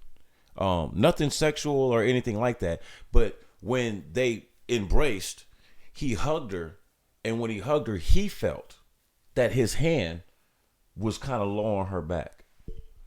So he reached out to her immediately and said, "Hey, I noticed even on this picture, you know, my hand's kind of low on your back. I apologize for that. I didn't mean anything by it. I hope that wasn't discomforting or anything like that. This is allegedly what happened." She responded back, "Oh no, it's not a big deal. No worries." 10, 12 years later, all this Me Too shit, like my man said, it's a thing, right? It has become a thing. She mentions it. He loses a show that he had produced for like 30 years, 20 years over there. So what I'm saying is that, look, man, you can weaponize this too. You can go back in history of black culture in America and find massacre after massacre after massacre. What happened? Oh, this white woman said, that he may have raped somebody. What about the football player that the chick said raped her, lost all his scholarships, went to prison? Come on, was gonna go to NFL, all that shit, and then to come out later and say that she lied, and then nothing happened to her. So that's what I'm saying too. Get no type of jail. It has time. to be it has to be criminalized on both fronts. So for every, we want every man under the jail, right? That does this, that participates in these activities. But at the same time, man, women are allowed somewhat. Because if you look at this Cosby victim, right, it's a lot there. And when you look at it and when you go through, I'm not going to relitigate this case, but we talk loosely, just like we was doing when we was talking about the Kamala incident. Like sometimes it gets a little loose and the screws get untightened. And we're like, oh, he drugged him. But from the shit that I seen, you're talking about a Benadryl, fam, that was requested. And we keep talking about the drug that's no longer here. That's a sexy name, right? That sounds cool. And I'm not saying he wasn't using those. Ludes. He was using the ludes. Everybody back then was using the ludes. Ludes was like perks back then, right? So they was popping ludes. I would love to come across a couple ludes, see what they was talking about. One time. Just one time. Nah, because you see what happened to the Wolf of Wall Street. That's what I'm talking about. That shit had a whole He was ODing. Yeah, no, that delay was effect. OD like a motherfucker. Nigga yeah, I don't want no old shits, nigga. Like, I'm just talking about if you could just bring something back, like, yeah, all right, whatever. We'll get on that another subject. But, so I'm saying, when I first seen it, I'm like, damn. Oh, he gave her a Quaalude, and that's messed up. Damn, Bill, why you do that? You ain't have to do that. But then when you start digging through this shit, and it's just like, oh, she never said that he gave her a Quaalude.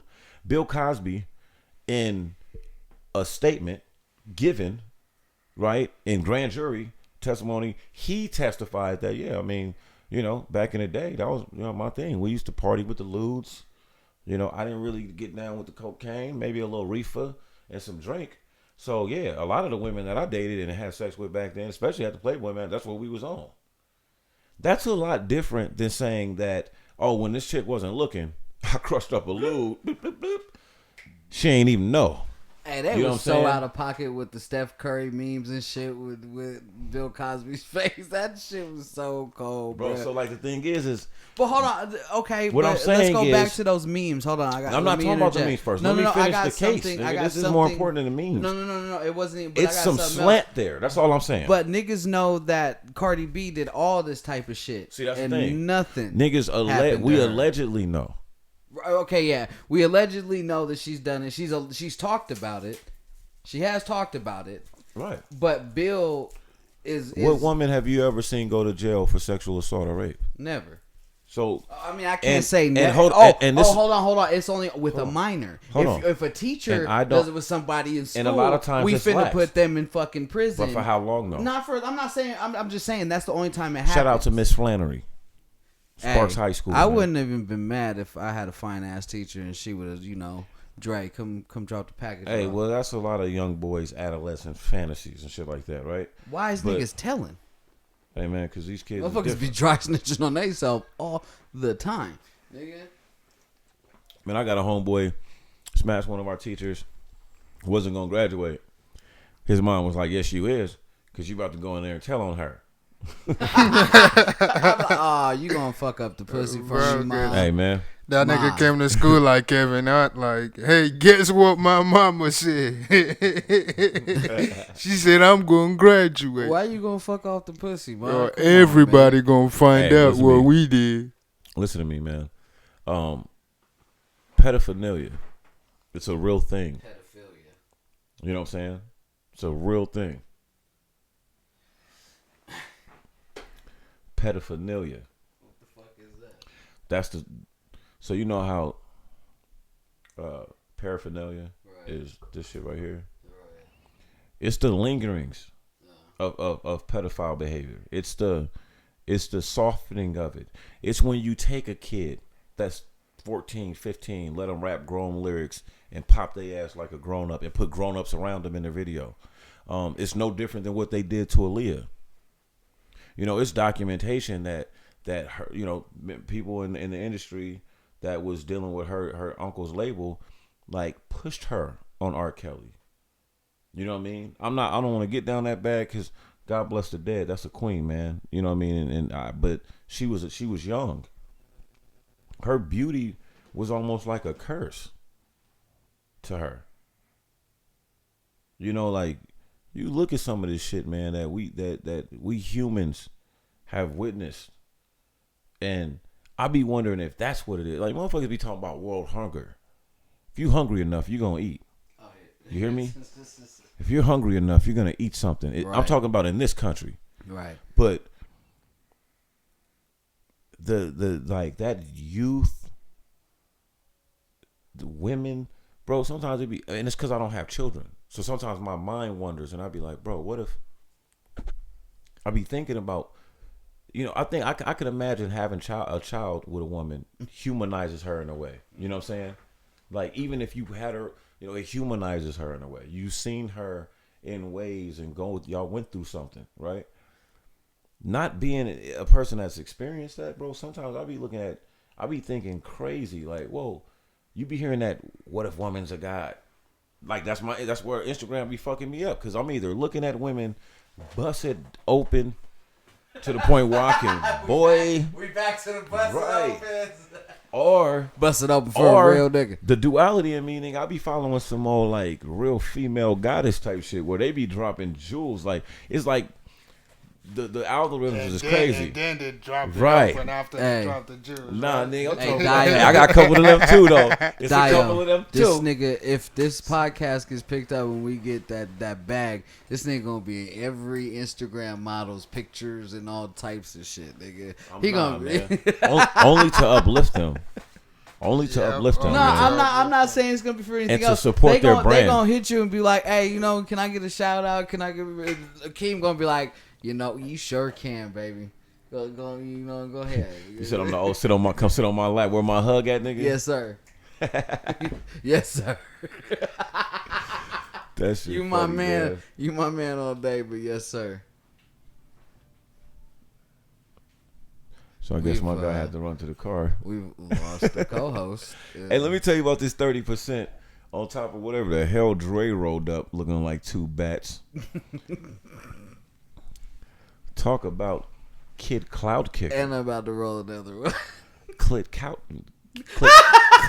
Clit clout kicker, nigga. You know what I'm saying? Hey, these is the breaks, man. It's been a long time coming. You know what I'm saying? We didn't been through some shit, man. But everybody driving in them parking lots, man. Just understand, it's 2 lanes. You know what I'm saying? When you turn, don't get me thinking about my rim again, lanes, man. bro. I want to fucking find this person that just kick the fuck out that car, bro. I'm telling you, when I said you a better rim, person, though, man. I picked up the paint from the motherfucking curb on my rim, nigga. Yeah, that shit suck, bro. That shit. I'm fucking hot right now. Like, why you gotta bring that up? Cause, man, I felt that crunch, nigga, and I just felt like, Just said, yeah, man. And we were just, I don't know, it just took me to that place. Shout out to all the Instagram girls. We don't judge you. We love you. we love. Shout out to my we boy love the Chuck. beautiful women for sure on Instagram. Nigga, where did you just go? Got to the car. It's like we lost the co-host. So, you know, I'm kind of in a I'm kind of in a salty mood because right now I should currently be at fucking Burning Man. So once again, COVID has fucked up something. Did it kill? It killed Burning Man? Bro, Burning Man is not. Nigga, it'd be 100,000 people there. You think they really finna let that happen? I just thought about that. And it's way too hot to be. I mean, no, actually, that's bullshit. We wear masks all day, so Burning Man could have happened, but you know, I'm a little salty about that. I'm supposed to be out there high on some acid right now. Nigga, I be going to Burning Man, bro. Here's the problem: like, I do drugs, and I always go just a little bit too far. So, yeah, man. So last year, Man, bro, huh? we're fucking. You know, I take a hit of acid. I do this unicorn spray, right? Unicorn spray is like ayahuasca, acid, and some other shit. You take a spray in the mouth. I did a hit of acid. Pause. Big pause. Sorry. So then somebody gives me some Molly. I'm like, okay, you know, the homegirl dosed me well. She knows the dosages and all that. Right. So, you know, I'm over here putting the Molly on the hand, licking it off like it's salt, you know what I'm saying? And we're waiting. Salt shaker. We're waiting to go see this DJ over at like this Camp an. Shout out Camp an. Camp an. Motherfucking, that's the dopest camp to me every year. They always had the dopest DJs. So we're on our way over there, and everything hit me. I'm already high on the acid and shit, but then the Molly hit me hard. So, nigga, we get to the spot and I lay down on the ground. Fucking, my brother's like, hey, you better get up before you start drowning. And what he means by drowning is, bad trip is right on the horizon. And my brother's babysat me through a whole bad trip. So, I know in his mind, he's like, nigga, you better not do that again. So I'm like, fuck. I get up, I start trying to dance, and it's overwhelming. And I don't know if you've done Molly or if you've done acid, doing them together, great high, good times, fun. But I'm like, okay, I gotta find the homegirl because there's like a couple of people I trust to, you know, they do acid. You old nigga, I gotta take care of you when you get high. No, it wasn't even that. So I got to her, I gave her a hug. I'm like, hey. I'm real fucking overwhelmed right now. I was like, I need you to center me again. So they're good at shit like that, and I know how to get myself centered. So we start breathing and shit, and then I calm down, and it's lit, nigga. I'm fucking dancing and all types of shit. But nigga, acid is a hell of a drug, and it's one of my favorites. Nigga. Bro, have you been to EDC yet? No, too hot. Not too hot, but it's too commercial and city to me. No, I like that shit, bro, because it's you've never been to Burning Man, so I guarantee you will. That's not true. You will like. That's not true. That's not true. When? 03. I'm gonna test. What was the name of 03? Hold on. 03. I went down there, stayed the night, was with my coach, who dropped off some But that was back in 2003. No, From I'm 2003 not to no, 2000 and let fucking. me finish, my nigga. Let me finish. I'm not jacking Burning Man. Like I still need to go. You too. But what I'm saying is like I know I've been, but I haven't experienced. Like it's a long story, bro. I was only down. I didn't even know I was going. I was just told that you want to ride down with me to take some those golf carts. We was taking a whole shitload of them down. Right? Okay, see, I so believe hold on, that. Okay. Right? No, so Pete. So I'm like, and this is with my old coach. This is when I was going to school. I didn't even know where we was going until we got there, and I thought about it. I was like, oh nigga, this is burnt. But so I didn't really get to stay for like the experience. But I was around, I was seeing it, and I was like, oh, so it's okay. I got a visual. I definitely will come back to this. The one thing that I always had reservation about is the few opportunities I had to actually go to Bernie. I was just like, I don't know if I'm prepared for it. Meaning, like, I want more stuff. You get what I'm saying? Like, But, I didn't have a camp. But why didn't you? You know I'm a burner. You know I'm a fucking bro. Don't go that way. Don't go that way. Why Hold you on. ain't hit me and be like, man, bro? I'm You not know I trying to got go. a whole camp of like 150 people. Don't take me off and my we subject. I always get it. accept I know that. motherfuckers. I knew that. That's facts. I could have fucked with y'all. But what I'm saying is, the few opportunities I got when I was thinking about going, when it was presented to me, my reservation was, and this is what made EDC kind of like trigger for me, because I get what you're talking about, the commercialization of it. I can feel that. Once you said that, I was like, oh, damn, I get that. But it was actually, Electric Daisy Carnival, the connection to Jimi Hendrix. I thought that was live. And then so we go. Don't get it twisted. Like, if I had the chance to DJ a fucking EDC, bro, you would love it. Nigga, I'd be there. It ain't You would love. Hey, you would no kill question. that shit too, fam. Your EDC set, fam. Your EDM sets will go hard there. They will go hard there, bro. Hey, but what it was is like, it was the same. We off the ass, we trippy flipping, we doing all that shit, and it was great because you're around a safe environment and everybody's you're around lit. a place where it's There's acceptable good to energy, do that, and you know what I'm everybody saying? there. If you're It's an experience. if you're a Burning Man experience. and you're having a life or death situation, it's not like society where motherfuckers gonna look at you and pull their phone out or some shit. Everybody there is gonna get you taken care of. You know what I'm saying? A motherfucker could see you walking and see that you're dehydrated, and they're gonna give you their fucking water immediately. They're gonna give you the shirt off their back if they see man. you. Fact, back up, nigga. You said it's too hot, nigga. It be hot at Burning. Where y'all at there too? I was saying, hot. Where the fuck is Burning Man? Burning Man's in Gerlach, Nevada. Yeah, bro. It's So in the middle of nowhere. It's like 3 hours from Reno. Yeah, it's you in the middle of nowhere. Hey, This nigga would go to Burning Man, Dio. This nigga would go to Burning Man because oh my god, when I say it's some of the most beautiful women at Burning Man, it's because Burning Man is international. So was EDC, you're seeing, I'm not saying EDC. Burning Man's way bigger than EDC. Let's get that out there. It's really. It's I don't way know, bigger. bro. Because EDC, I don't know, fam. I'm gonna Break it tell down you to how me. it is right Let me now. know. EDC is held at the fucking raceway out here. Wait. But that's not the only EDC. You know that, right? The main EDC is Vegas, and you're talking to a fucking festival nigga. I know all pretty much every fucking EDM festival. So then you know that they've had more EDCs. Yes, there's though. one in fucking Florida. And then there's like one somewhere else, like in like the Bahamas or some shit like that. Right. The biggest one is Vegas. Now, that raceway can hold about. It's like 300 something thousand. It can hold about 50,000. Bro, you tripping? EDC is not bigger than Burning Man. Don't go and fact check. Nigga, so no, you just said that it was. You trying to tell me there was only like 50,000 people at EDC? There's like 50 to 75,000 people at EDC. All right. And how many people be at Burning Man? Like 100. You're talking about one of the biggest Bro, this festivals bugging. every year, and there's only one of. He might not be bugging. I'm gonna check right now, bro. Hold on. EDC has 3 festivals a year. Burning Man happens once. It's 7 days, and it's like fucking 3 miles wide in a circle. But there's a lot of people that won't ever go to Burning Man because of the elements that it takes. That's all I'm saying. So how dirty your ass is when you coming back, nigga. RV. No water. That's what I'm saying. If you don't have an RV, you're not necessarily going there. You don't need an RV at EDC. Rent a fucking RV. But you know what you also don't need to go to fucking Burning Man is to get a hotel in fucking Vegas for $1,000 for that fucking week. Let's go there. Never heard of Airbnb, my guy? No, but that shit. Do you know how Airbnb is? No, but I'm sure Airbnb be expensive around that time too. Because Vegas knows that is a fucking. It's cracking. Hey, that's like. Can we talk facts now? Go ahead.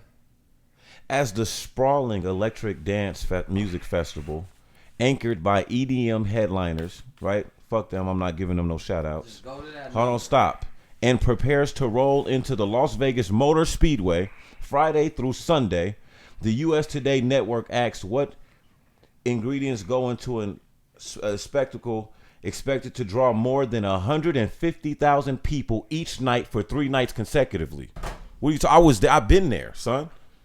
You wasn't gonna tell me that it was only 50,000 people at EDC, because I remember when I was there, nigga, they was touting that it was almost 200,000 people in that motherfucker. Burning Man is. That's all I was saying. Burning I'm not Man, saying it's big or small. Let's say this: real festival goers. And here we go with the generalities. And real fucking. Now this nigga deciding who's a real festival goer and all that. Real festival goers and not. But he ain't been to EDC and though. Not because I go to Burning Man. I don't want to go to EDC when I go to Burning Man. This ain't iPhone and Droid, my nigga. You can go to both. I know hella people that go to both. I don't have to go to both because everybody that's EDC is at Burning Man. I don't need to see them twice, and I get to go for 7 days at Burning Man.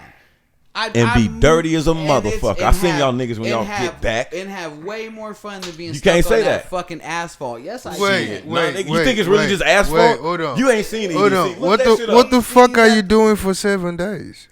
Being dirty and on drugs. So 7 days. You're talking about there is. Oh shit, man! And shout out to EDC. Shout out to hundreds Burning of Man. like sound camps and fucking different DJs and performers. There's art. There's EDC fucking too. It's art a carnival. cars. There's Saturday they burn this fucking nigga. We got it's roller coasters and all type of shit, nigga, going on. Fuck EDC. Yeah, see, he hating, bro. Nigga hating. I'm not hating. Yes, you are. But man. if I'm gonna choose what I'm gonna pay that's my fucking money for, I'm going to fucking Burning Man. That's your preference. What I'm telling you, Burning Man is gonna. I feel like Burning Man's a doper experience because I get to sleep at Burning Man. I don't fucking have to go all the way back to my hotel, then come all the way back and wait in line again to get in this fucking festival. Get the VIP package.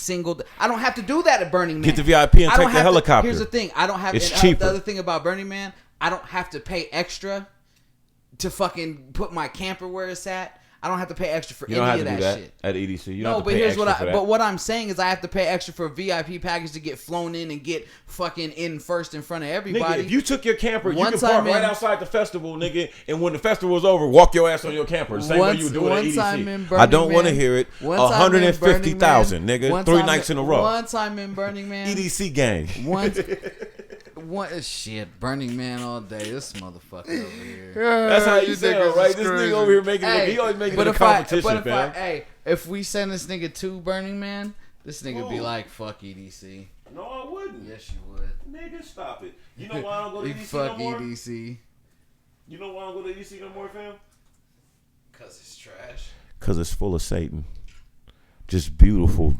Half naked. I promise you this. Hey, I gotta take him to Burning Man because I promise you. I know a lot of bitches that went to Burning Man. I promise you, the fucking. Why is that shit called Burning Man? Because they. Tell them. Break that down.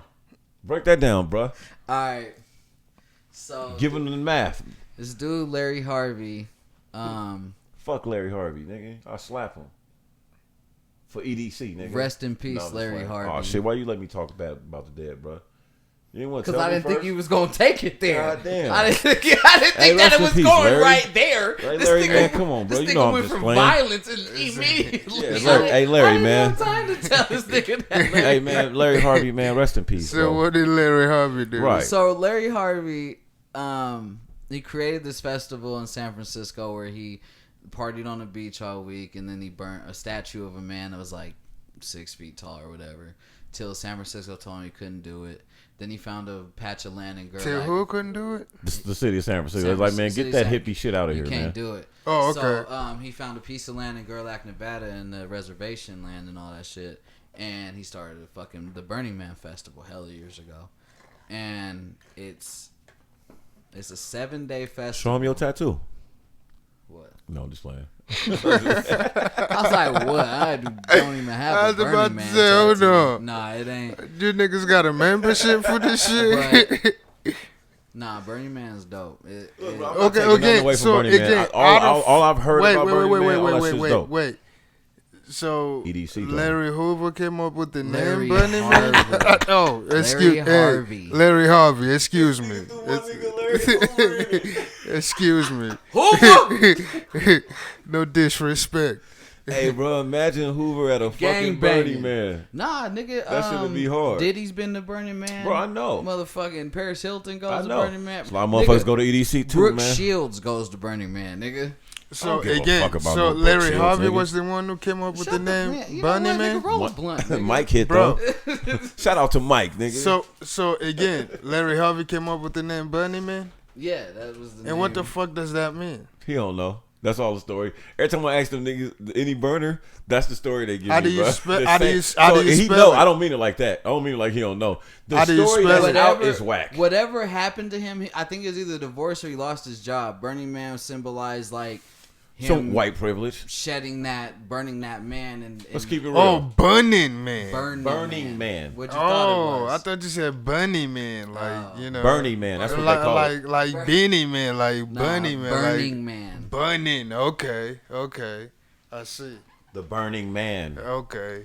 You know what I'm saying? So hold on. So you know we just he's in got a off cult, on bro. I was just about to. We just got into a whole stupid ass tangent about some other shit. You stupid, bro. Hey, just matter about of fact, to say fuck my you. nigga in the coat. It's the way you say that nigga. Because the fact that because look, my nigga Dio's an international player, man. You know what I'm saying? So he ain't, he don't sometimes, bother himself with some of these silly American things, right? So it's funny that because he don't know. It's not nothing. just an American. That shit is super international. Hold on, hold me down. But I knew he don't know, like he genuinely don't know about it. It's not like you telling me something about it where I kind of got an idea, got mutual friends that went. You know what I'm saying? Nigga, the only festival I know about is the Essence Festival, nigga. That's it. That shit funny. Okay, I don't know shit about Bunny Man. In Chicago? You stupid. The Essence Festival. The Essence Festival. I'm just playing. Hey. Shout out to the Essence. I want to go. I'm not even going like. So they had I want to go to the Essence Festival. Hey, they had New Edition at the Essence Festival. I've never been to one. Why when Bobby? We gotta go. Why when Bobby Brown sang at the Essence Festival, this nigga sounded like just gravel voice, nigga. Straight. Bro, you ain't hear Irv Gotti tell a story about that? You remember that song he had with them niggas? Oh yeah, that shit was terrible. Bro, the funny thing is about Irv. He's telling the story. He said Irv was like, man, the fucked up thing. With him. Yeah, bro, hold on. That thug loving shit. Oh, nigga. That loving, thug loving. Bro, the thing is, shout out to Irv, man. The nigga Irv was telling the story, fam. He was like, we didn't even mean to do him like that. Like, you know what I'm saying? Like, when he came, he was normal. He was straight. He went through the run through, sounded like Bobby. Like, oh yeah, we respect dude. Like, it's a good look, nigga. That's a legend. Right. They trying to big him up. Like, no, we gonna let this nigga look like A-list, right? You know what I'm saying? Hold him down. He said, man, but he wouldn't got right. He said he went and got right, nigga. He said son went and got right and came back, nigga, right. Like, nigga, like, over with. It was over. And he said they didn't realize it because it was all in the moment. And like, they didn't really realize it. He was like, man, and then like afterwards, he was like, damn, bro, we ain't want to make him. We weren't trying to make him look bad, like, you know what I mean? Like, yeah, that's funny, man. Shout out to Bobby, a legend. Not a good singer anymore, though. So he's still a legend. Yeah. So a whole bunch of non-good singers, nigga. Nah, Bobby. You know, I'm shout out to Bobby. Bobby had hits. That's what I'm saying. Why you tripping? That every little step fire. Nigga. Don't be cruel fire. Yeah, My prerogative fire. Fire. You know what I'm saying? Nah, I'm just talking my shit. I fucks with Bobby. Bobby, you know, legendary status for sure. Oh, ASMR drinking, motherfucker. I know. Hear all this shit. Hey, that shit's funny, man. Chuck be so, I don't know what instrumental, nigga.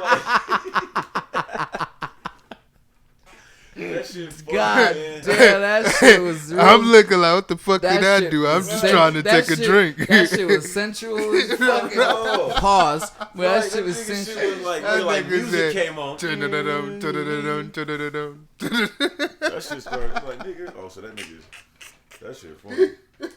Nah, it's funny how both you niggas just looked at me like, We did too. Both was just. like is this nigga for real right now? What you doing right now, nigga? Hey, that's like when it's mad Like, quiet, a nigga opening like, a bag of this- chips on you, this- like, bro. Hold on, this nigga got a flask. Or when you trying to be hella quiet in the middle of the night, shutting the fucking microwave, nigga. The microwave be loud as fuck trying to close that Hey, shit. bro, some shit be haters, nigga. Like, nigga, fuck the Hey, microwave hating for. chips were not to be made. Eat it late at night, nigga. They're the loud Bro, thing, nigga. they so nigga, hell yeah. The whole process of a chip, nigga, in a bag. Hey, Dio, will you grab me? There's some tree on that table. It should be called Mai Tai.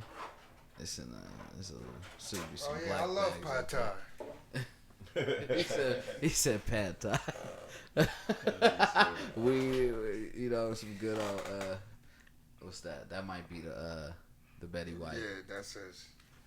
Shit, I love Betty White too. Yeah, but we ain't trying. I'm trying. Let's see what that. I want to try to see what that Mai Tai talking about. What's next? What we got over there? What else we got on the board? What you got something for us, Dial? Well.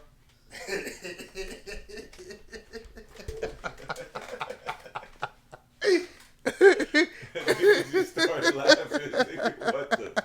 That means there's some shit. Oh, You shit. don't know what to talk about. You got some shit to talk about. Or you like, I don't know what to talk about. Okay, so your boy is telling his peoples that they can send in their mail-in ballot or whatever, and then also make sure they go vote. You talking about bitch ass Donald Trump? You know, I That's the president. mention names. I don't give a fuck what his official title is. So- He's still a bitch. So he was at a campaign rally in Philadelphia today, and I think a story came out about him having to go to the Walter Reed Hospital. I think last for year. these little mini strokes and shit they say he been Yes. Hey, why niggas laughing, nigga? That's really funny. Nick, fuck nah, yeah, bruh, listen, Bro, listen. I really believe if if Listen. something happened to him, like the country I'm would not laugh. Nigga, right. like, I'm not Niggas would be even. laughing You know, at him, nah. nigga. It's not even that. You know, I don't wish stroke on anybody. You know what I'm saying? Speak Nah, for yourself, Dial. Yeah. Speak for your motherfucking self. talk that shit, man. Talk that shit, man. I don't wish stroke on nobody. You know what I'm saying? But you know, dude was at this rally, bro, and he just started, my G. The dude went into some rant about how Democrats wants to ban straws. What? Yes. That nigga Hold on, crazy. who went into a Trump? Yes. About He said that the Democrats wants to ban straws, and that can you believe the straws that they be giving you nowadays is made with paper, like it disintegrates as soon as you try to use it. Okay. Hey, them You know, songs do suck, you though. know, Now that don't Hey, sound I'll like put a that nigga nigga on having a those. stroke. This nigga sound like he having a stroke when he talk on stage, nigga. Some of the faces the nigga make be He like, said this something. nigga's in He said mid-stroke, something nigga. about Burger King. I can't exactly remember what he said about Burger King and their spoons and their forks, and you know what I'm saying, and so on and so forth. But then Damn, he why went. Burger King get a straight, nigga? But the nigga went into this rant about his visit to the hospital. You know, first he was there for a short period of time, then he was there for a couple hours, and you know they told Mike Pence to be ready because you know he was gonna have to go under anesthesia, and he said back in the day in the old days, that fat nigga wouldn't have lived. Listen, no. He said back in the old days, they called it anesthesia, but I guess that's what they still call it today. But you know. Yeah. So, I'm like, nigga, well, what do they call it now? I thought they called it anesthesia. It's still anesthesia. you know how that nigga always try to act like he knows some shit that he nobody doesn't know. Because nobody ever has any idea about something. Only that nigga he Donald does. Trump is poison, nigga. Bruh, and he was just crazy. You know what I'm saying? Imagine this nigga Donald Trump. No, and then what was talking to the mic, nigga. So being the president, fam. So what was? Don't ever tell me talking to the mic like that, my nigga. Pause. Right. You know what I'm saying? I don't like how you got at me like that. Man. You trying to set me up for these weird niggas out here.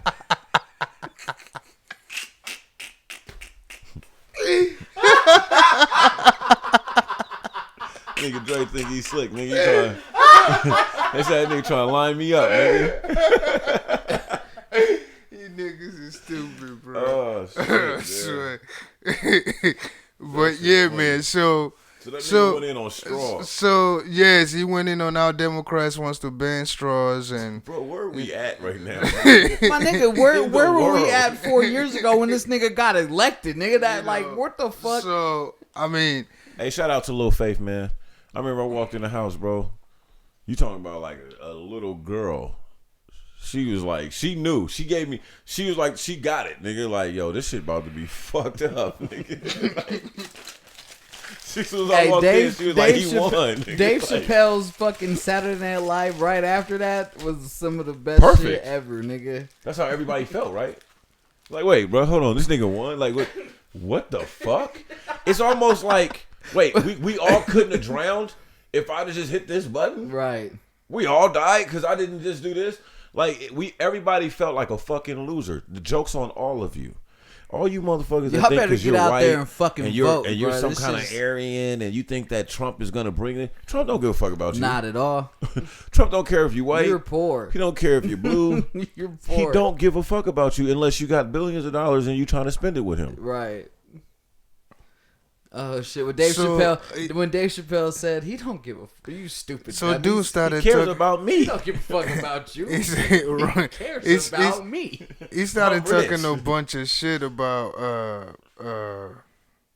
what happened at this visit that he had to the hospital and how the doctor told him they don't like surprise visits and they told Mike Pence that he had to get ready to take, And this is the report that's out there, and when Mike Pence was asked about it, oh no, nobody ever told me that I had to, get ready to take the position or anything like that. I was never told that. I was just told the president had a doctor's appointment. I mean, and then it was just like, if it's a non-story, which is what this dude is trying to make it seem like, why are you going on about it like this? It was just the most. You just look like this is the president of the United States. Intelligent. Yeah, like they're not even good at their lives. It's just terrible. Like, are you kidding? And then he started saying shit that the media didn't even report. He said the media reported that he had a heart attack. The media never reported, that. Then he said the media reported that he had small strokes or mini strokes. That shit's funny, nigga. Bro, I ain't gonna lie, nigga. I'm sorry, I said small strokes. Nah, because when y'all first said that shit, y'all reported that to me. I didn't hear that. I know I ain't shit. But when y'all both first said that, the way y'all both started laughing, nigga, like I was just like, oh shit, these niggas is wild. Nah, listen, we're laughing because listen, bro. I hope when that nigga doesn't get reelected, right? You should look into going into comedy, bro. Cause that motherfucker is funny, yo. Nah, it's only funny cause how serious the setting is, bro. Like. That nigga is just something else. I've seen this nigga say something, and they were showing this was like a rebuttal. They literally showing Barack Obama, nigga, like shaking hands, signing this bill in the law, nigga, with all these military niggas behind him. Hey, and this nigga Trump was up there saying he signed it.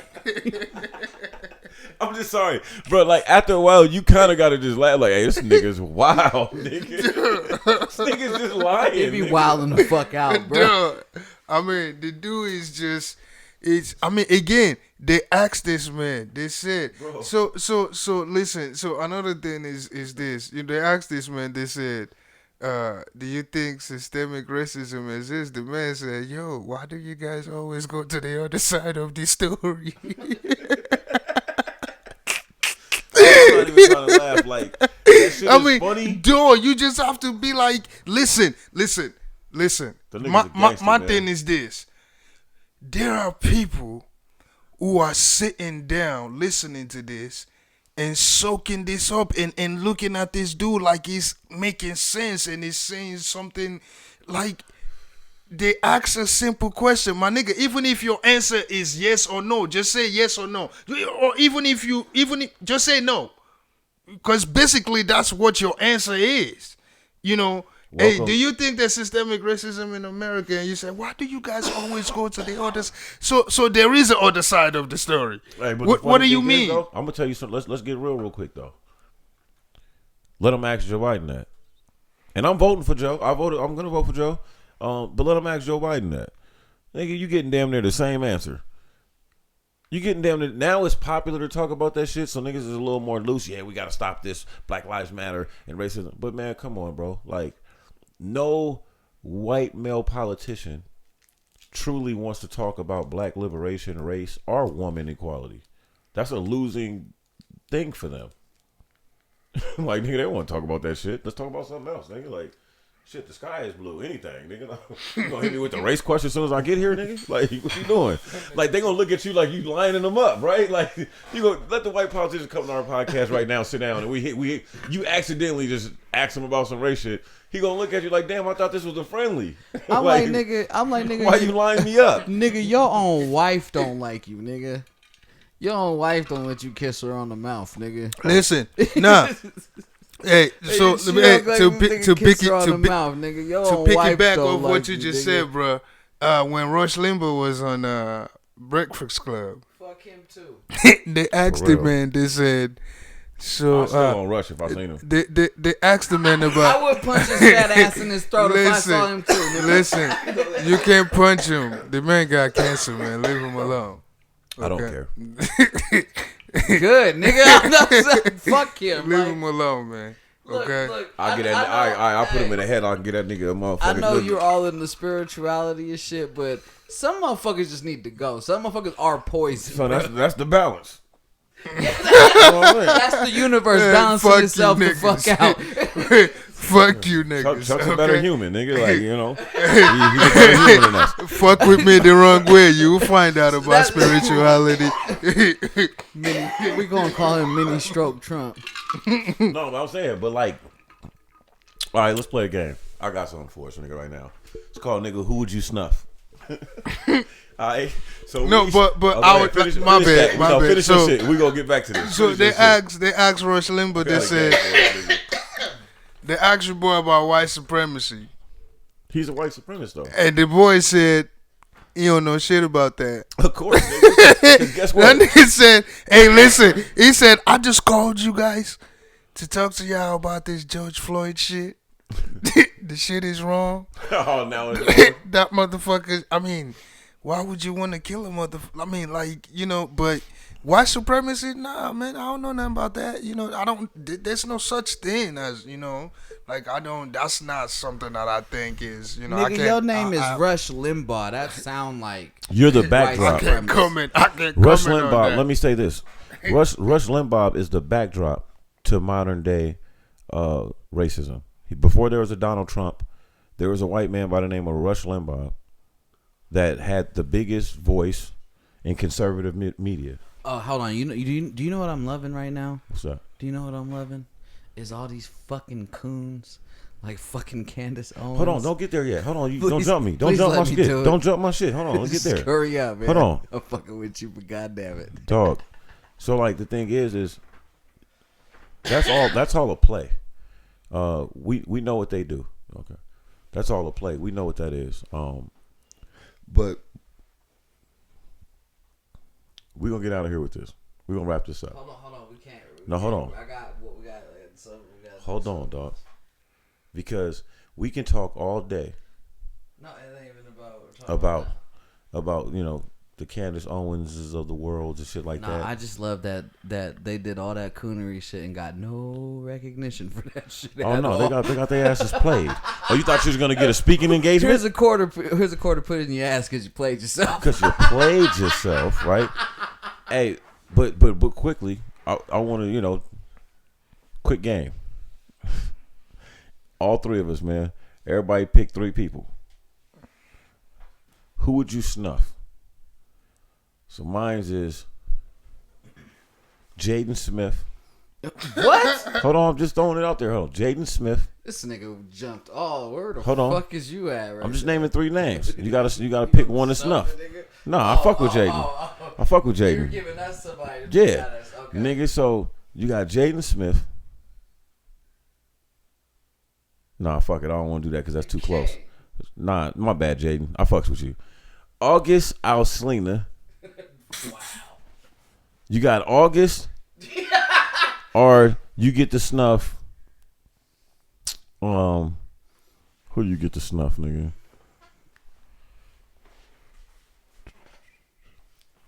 Steve Nash. Right. Christ. August, Steve Nash, or Justin Bieber.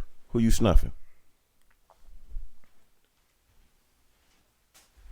Well, I ain't snuffing Steve Nash. I don't got no problem with that nigga. I'm gonna say Go ahead and tell me who you snuffing. I know who you snuffing. Entanglement. I know who you snuffing, old bitch ass nigga. Fucking lame. You snuffing Alcina? Yeah, man. Who you snuffing, nigga? So I'm not gonna snuff Alcina either because